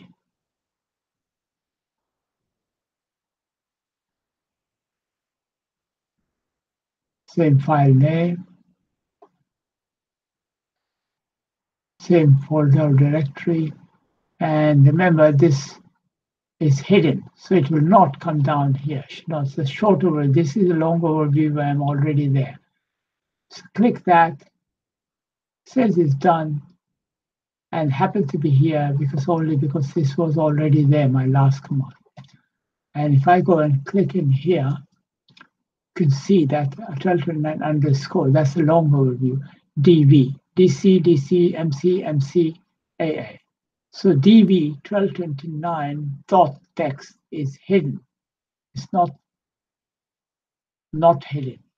This is the one not hidden, so it's here. So if the one I want is here, it has, so this is the hide command, this is the unhide command. If I go and see dd1229.text unhide, and remember when it's unhide, it's up here. And what I wanted to show here was it has not opened again. Because if it had opened again, it would have been, the when it opens a huge big file size, whereas this one was about this small size here, in this corner here, there, puts it here, that's where it was. So basically, when you're using these commands here, first thing, what AZMAT System does, gets you a file name and where the folder or directory is where it's supposed to be. First thing it does is checks it. Is it open? If it's open, simply, if it's not hidden, then it activates this here. But if it's hidden, it will leave it hidden, not open again. Because if it's open, as you'll see, if I close this file, when it's open, it'll open it as a huge, big size, as we saw before. We won't do it again. No. Right, so the correlation file, exactly very similar. All these other things are the same. Now, in addition to in here, we'll now go back to the correlation file, one of these correlation files there. What correlation file does is, in addition to the short overview, short or long overview, in this case, we've got the long overview one. So I'm going to actually bring up here and see this one is the daily correlation. This is the short overview. Let's see if I can get the daily correlation long overview. Right, long overview, because you can see it's got more than 15 lines. 15 lines about, so that's the short, that's the long overview, short overview correlation file. Daily, because it's DC. So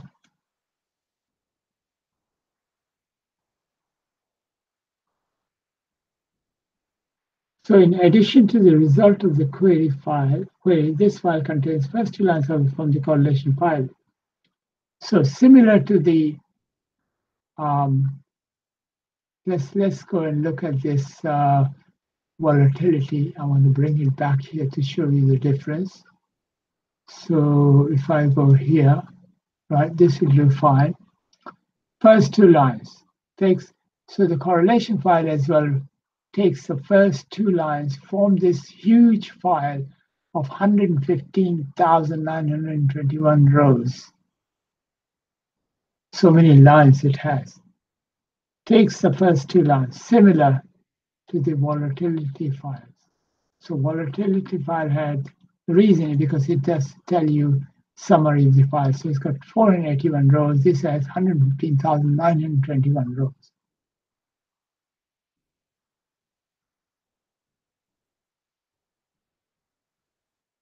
So it's got the first two lines, similar to the volatility file, and then followed by the command, so AZMAT command, and then gives you the correlation file by menu, command E, in this case, followed by the user, which is AA, date, and time.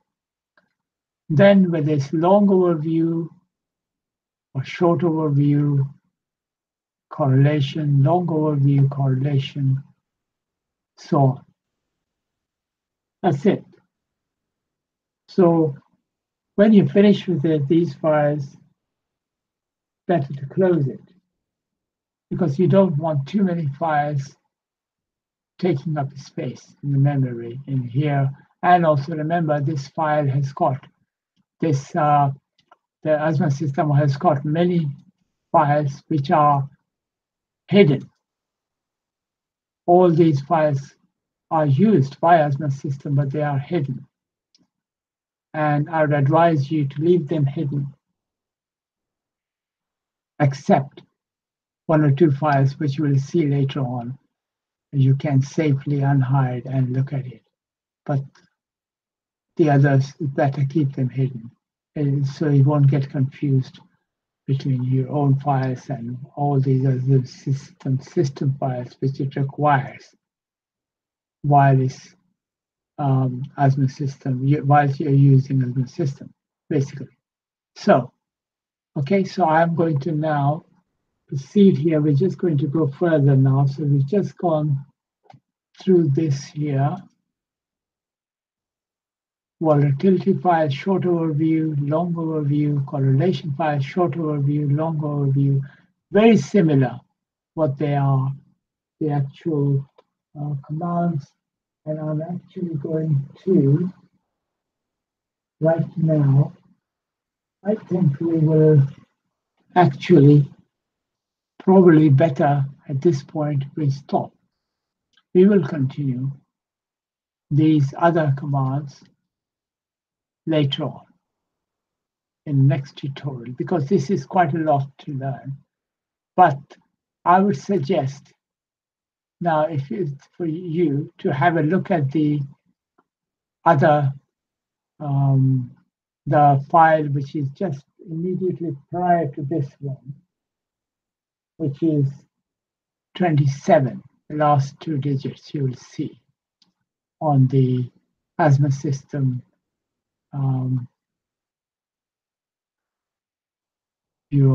all these files where you'll see in there. Okay, but now, no, sorry, I don't mean the actual, I mean the video file.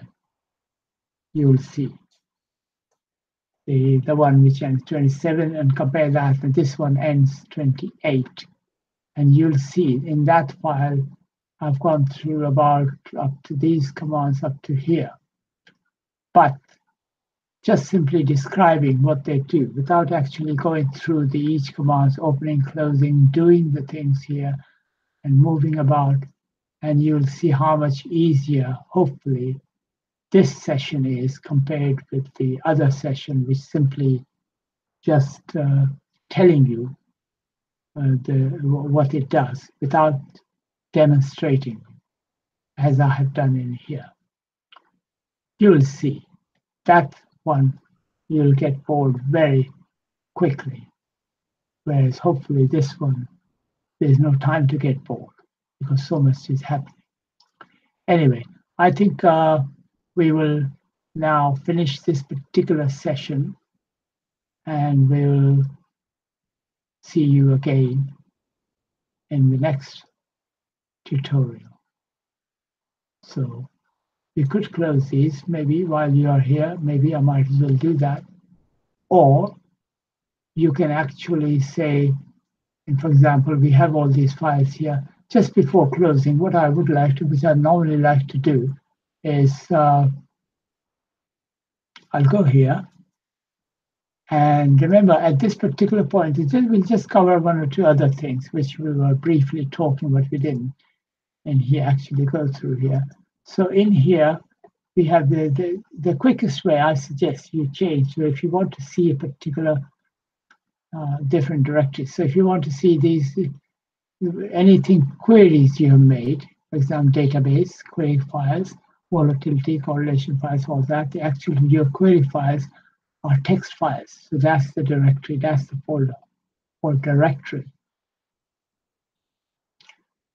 Whereas the bond database files, they are, which is different, you will see they are stored here in the AZMAT system MSC. This is AZMAT TXT. So if I show you, for example, this one, I'll go to the AZMAT bond database to show you. When I say file open, you'll see where it gets to. So change to bond database files directory. There, it's done. If I go AZMAT open, the file open rather, there, AZMAT MSC. This is, if you see here, is actually a subfolder or subdirectory of AZMAT program directory. Remember, this is G, then XL 2010. This could have been XL 2007 or XL 2003 or whatever. But in this one, it's XL 2010, then AZMAT program directory, AZMAT system program directory, and then AZMAT MSC. Right? Let me come out of this. I'll just press escape key, that's quickest, safest way to come out. And again, I'll just come out of it altogether. And this time I'm going to go there, Y menu, and I had done that one, remember, bond database, which was AZMAT MSC. This is the AZMAT query, which is AZMAT TXT, text files directory. So if I quickly will just click that, I'm there, file, open, and you can see AZMAT text. And that's where these are dv1229.text, text. You can see that. You might remember these names, DC, DMC, MB, and all that. Right? Daily volatility, monthly correlation, daily correlation. These are all .text files. And they are here under the AZMAT program directory. So G, XL 2010, AZMAT, then AZMAT text. Let's now go to the AZMAT program directory, which will be here. I could easily go there, but I want to show you those files so you can see. So I'm going to press the escape key. That's the quickest way. Come out. Again, escape key, come out. And then here, there. So in here, we have you can see open previously created AZMAT query file that's completed. It's not the directory file. Change to volatility and correlation files. Right, I was going to show to go to the AZMAT program directory. And as you can see, I don't have that command here. The reason for that is these three AZMAT query text files for the text file, database files AZMAT MSC, and then change to volatility and correlation files where those are kept for the actual the volatility and correlation files we saw we were using to open. We remember when you asked for when you said short overview or long overview of the correlation volatility file, the file name you gave, those are the ones are here. Right, but I'm not going to use that just this minute. Let me just first show you of the program file, which I said to you I was going to do it. And it's not in here because I did not want to confuse too many commands here. This one, specifically these three directories for the risk management Y menu. This under U menu, utility menu, AZMAT program directory is here. Because not everybody is going to have to go to the Y menu to get this, to go to AZMAT. Everyone, no matter whether what they're using the rates environment, asset swap model, or whatever else they're using. For example, here, asset swap model, both calculation model, any of these here, all these different calculation models using, I want them all to come and use to be able to use the utility. So I put the program directory there.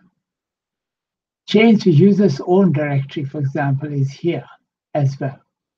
Now I have put it here, the query, database, and volatility correlation from remember these three, TDJ,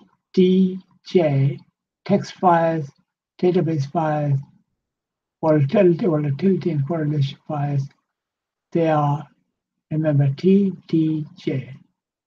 See if you can remember that. TDJ. I put them all here. Change to query file, text file, database files, volatility, and correlation file. Here they are because they apply specifically to risk management. They are there as well, very in utility menu. Now this one is I put it here as opposed to in here. Yeah, I know it doesn't quite belong in here, but I didn't want to put this one on its own. Didn't want to use too many of these break ones, right? So I just put it in here rather than in here, because these commands are all very similar, what they actually are doing. And this completely doesn't quite, like, think of it as a paragraph, for example. This sentence wouldn't fit in that particular paragraph, if you like. All these commands are very similar. This is completely different. And again, I didn't want to put this in here either, or there, because it is very different to those. So I know it's not exactly, it doesn't quite fit in, it's not a changing directory, but then again, you wouldn't get confused with this command using from any of these others or those. So that's why I just put it there. Okay, TDJ, these directory changing these directories, they are in U menu here. So we will just go back in here to change to the AZMAT program directory.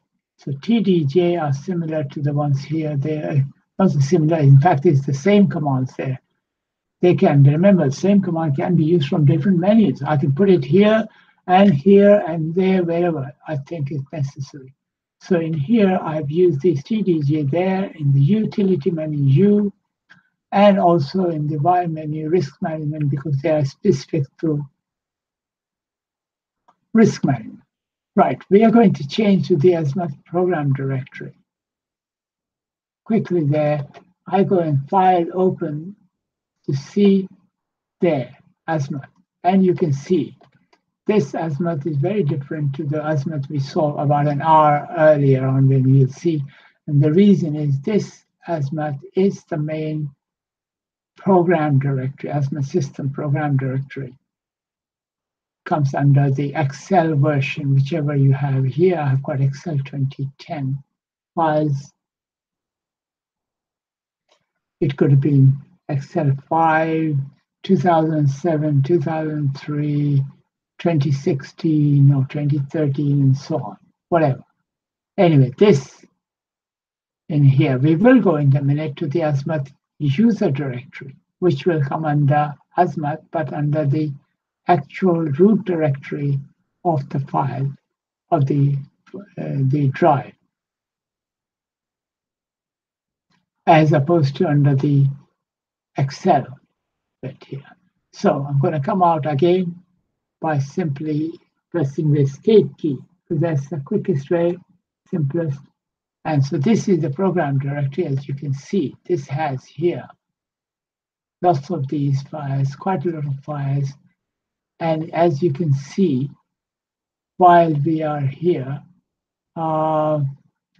there are these are other files here, VB, CD, but we will go through.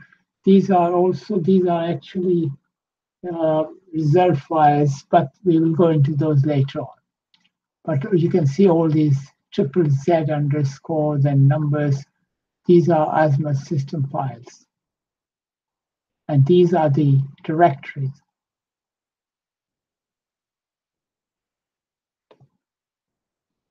Or subfolders, if you like, subdirectories or subfolders under the AZMAT system program directory.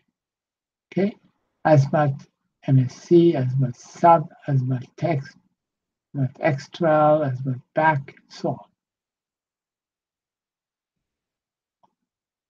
So this is the AZMAT, but AZMAT program directory. Now again, I can click cancel. I'll just click escape key on the keyboard. Quicker, simple. Right. Let's now go to the U menu, and we'll go to the AZMAT change to user's own directory. This was the directory you saw before, an hour ago we went. So it's AZMAT user's own directory. So this time when I say as you file open, you will see it is here AZMAT, but this is G under the drive, whichever drive letter is C, B, A, G, D, H, whatever. Under that, it's not under any Excel subdirectory. So under the root directory, so it's G:\AZMAT. That's what it is. So in here, we click that escape key again to get out.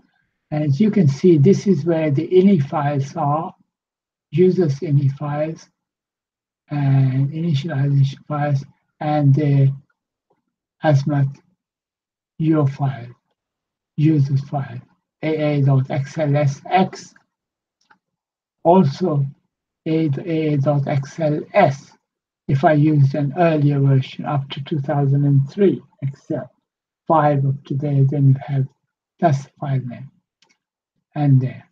So I'm going to again now click, basically escape, come out of it, and done.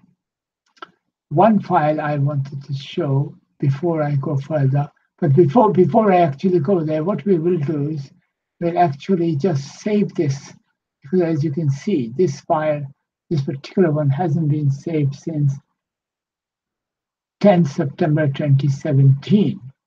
So first thing I'm going to do is go there, utility menu, save as my data file. So it will put in today's date and time.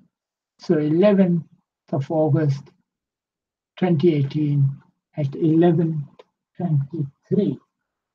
That's where I actually had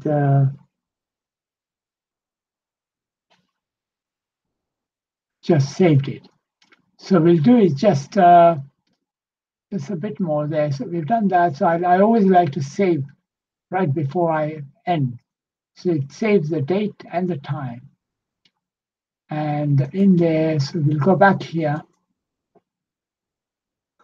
We had looked at that one, text files, we know which it is, the bond database file. So it's quicker. Always I advise you to actually to change the directories or folders, if you like, within AZMAT system if you're to use these commands here, these three, or in the utility menu, you have again here, you have in fact 5. So change the user's own directories there. Normally it's there. When at the end of when AZMAT system starts, it has actually opened the file from the main program files, all those others, and then opens this user file there, and then puts the directory or folder here. So whenever you save something, your files, user files, will be saved automatically in this folder, which in this case, because if I come out escape key, I am using the G directory. So it'll be G:\AZMAT. File open. So this is G:\AZMAT. That's where it is. Okay, this is not the AZMAT program directory, AZMAT system program directory, which is under the Excel, which version of Excel you're running. So whichever version of Excel I'm running, I can use this user directory will be the same for that particular drive. Of course, if I was using, if I come out of it, click cancel here, instead of G, if I was using some other directory, F or A, B, C, whatever, then it will be under that, more likely. Okay, so it's not, actually it will not be, very likely it will not be A or B because they are reserved for your floppy drives, used to be. So it'll be either C and onwards, most likely. Now, so I suggest you use these rather than use file, open, and then manually try to change. I could do it, there's no harm in it. I can go up here, and then in here, look at it, Excel 2010, I have 2007, 2003, and some other directories here, folders which I'm using. And Excel 7 is here, and this is your AZMAT is the user directory we just came out for. And the AZMAT system will be under, in this case, Excel 2010. So if I click that, there. And if I click that, you'll see all these 100 system files, more than 100 system files under the system, and all these subfolders, so on. But I'll come out of it, cancel. I have those also under the AZMAT open.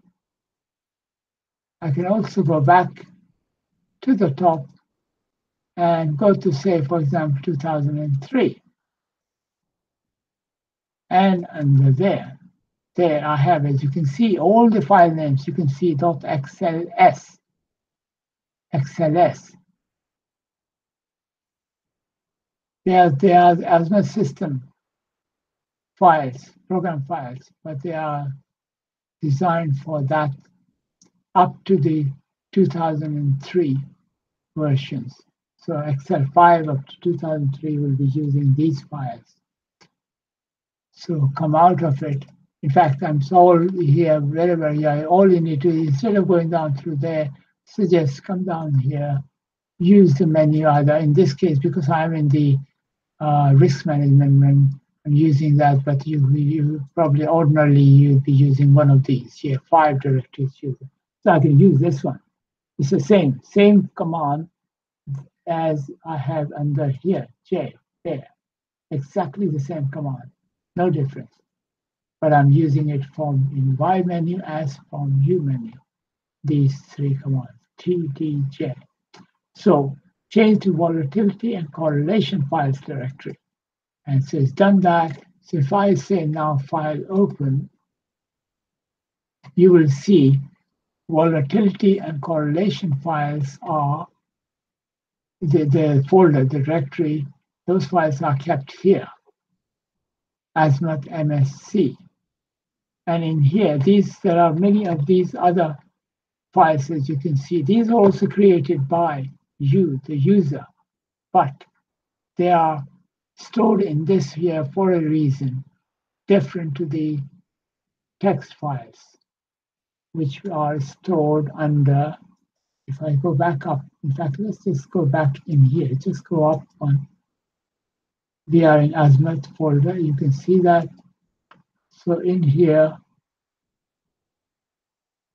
I go back here, you'll see here. So the ones we created today, they are not, they are stored in the AZMAT text folder or directory, subfolder of or subdirectory of AZMAT system program directory. Okay? And these are the AZMAT sub is a different one. They're also risk management files, but different commands. We'll see. If I cancel this command now, so I'm actually in the AZMAT program directory right now. I show you that those others will be, you will notice that when you start using these other commands, will do that. Single volatility, but this gets on the screen here, but prepare volatility and preparation files, and these other ones. Okay, that's why it's completely separate to the ones we have done today. We've only done these four. Opening the actual files, getting the data, not actually looking at the file itself. Quick overview, short overview, long overview of the volatility, and the short and long overview of the correlation files, which has got, hundreds of, not just hundreds, about 100, what was it, 115,000 lines, if I remember correctly, over that. Whereas the volatility file has only about 415 lines. Okay, these are the commands, the ones when we start using it, that, they are stored in a different folder. They're not stored in the text ones. Okay? And you'll see that, why, and there's a difference. There's reason for it. So I suggest you do not manually store yourself somewhere. Let it store, because believe me, when you start using it on a daily basis, within a few months, you will have probably thousands of files which you have created, and particularly using the risk management commands. It creates literally hundreds of files you could create in a day, and while you are using this. So I suggest keep to the setup within AZMAT system. So then you'll have different files of different categories, and then easier to then find later as well. So I think now we will finish, but before we finish, let's just quickly go back in here, back to the AZMAT system user zone directory. That's where it will be normally stored. So now we had just saved this file just a few minutes ago. Now I'm going to save it again lastly, just before I finish. Normally I just close these system here, but because I've opened here these 6 files, what I'm going to do is close it without saving any files. That is the one command I'm going to use that later on when I finish. So we will just lastly, just quickly close this, we'll save it once more right this minute. So utility menu, save data file. Remember this, that I haven't made any changes, but time was 11:23 p.m. So now it is save AZMAT data file, 11:34 p.m. There, at this point, we will say goodbye, and I'll see you in another session of AZMAT System tutorials. Thank you for your time. Bye.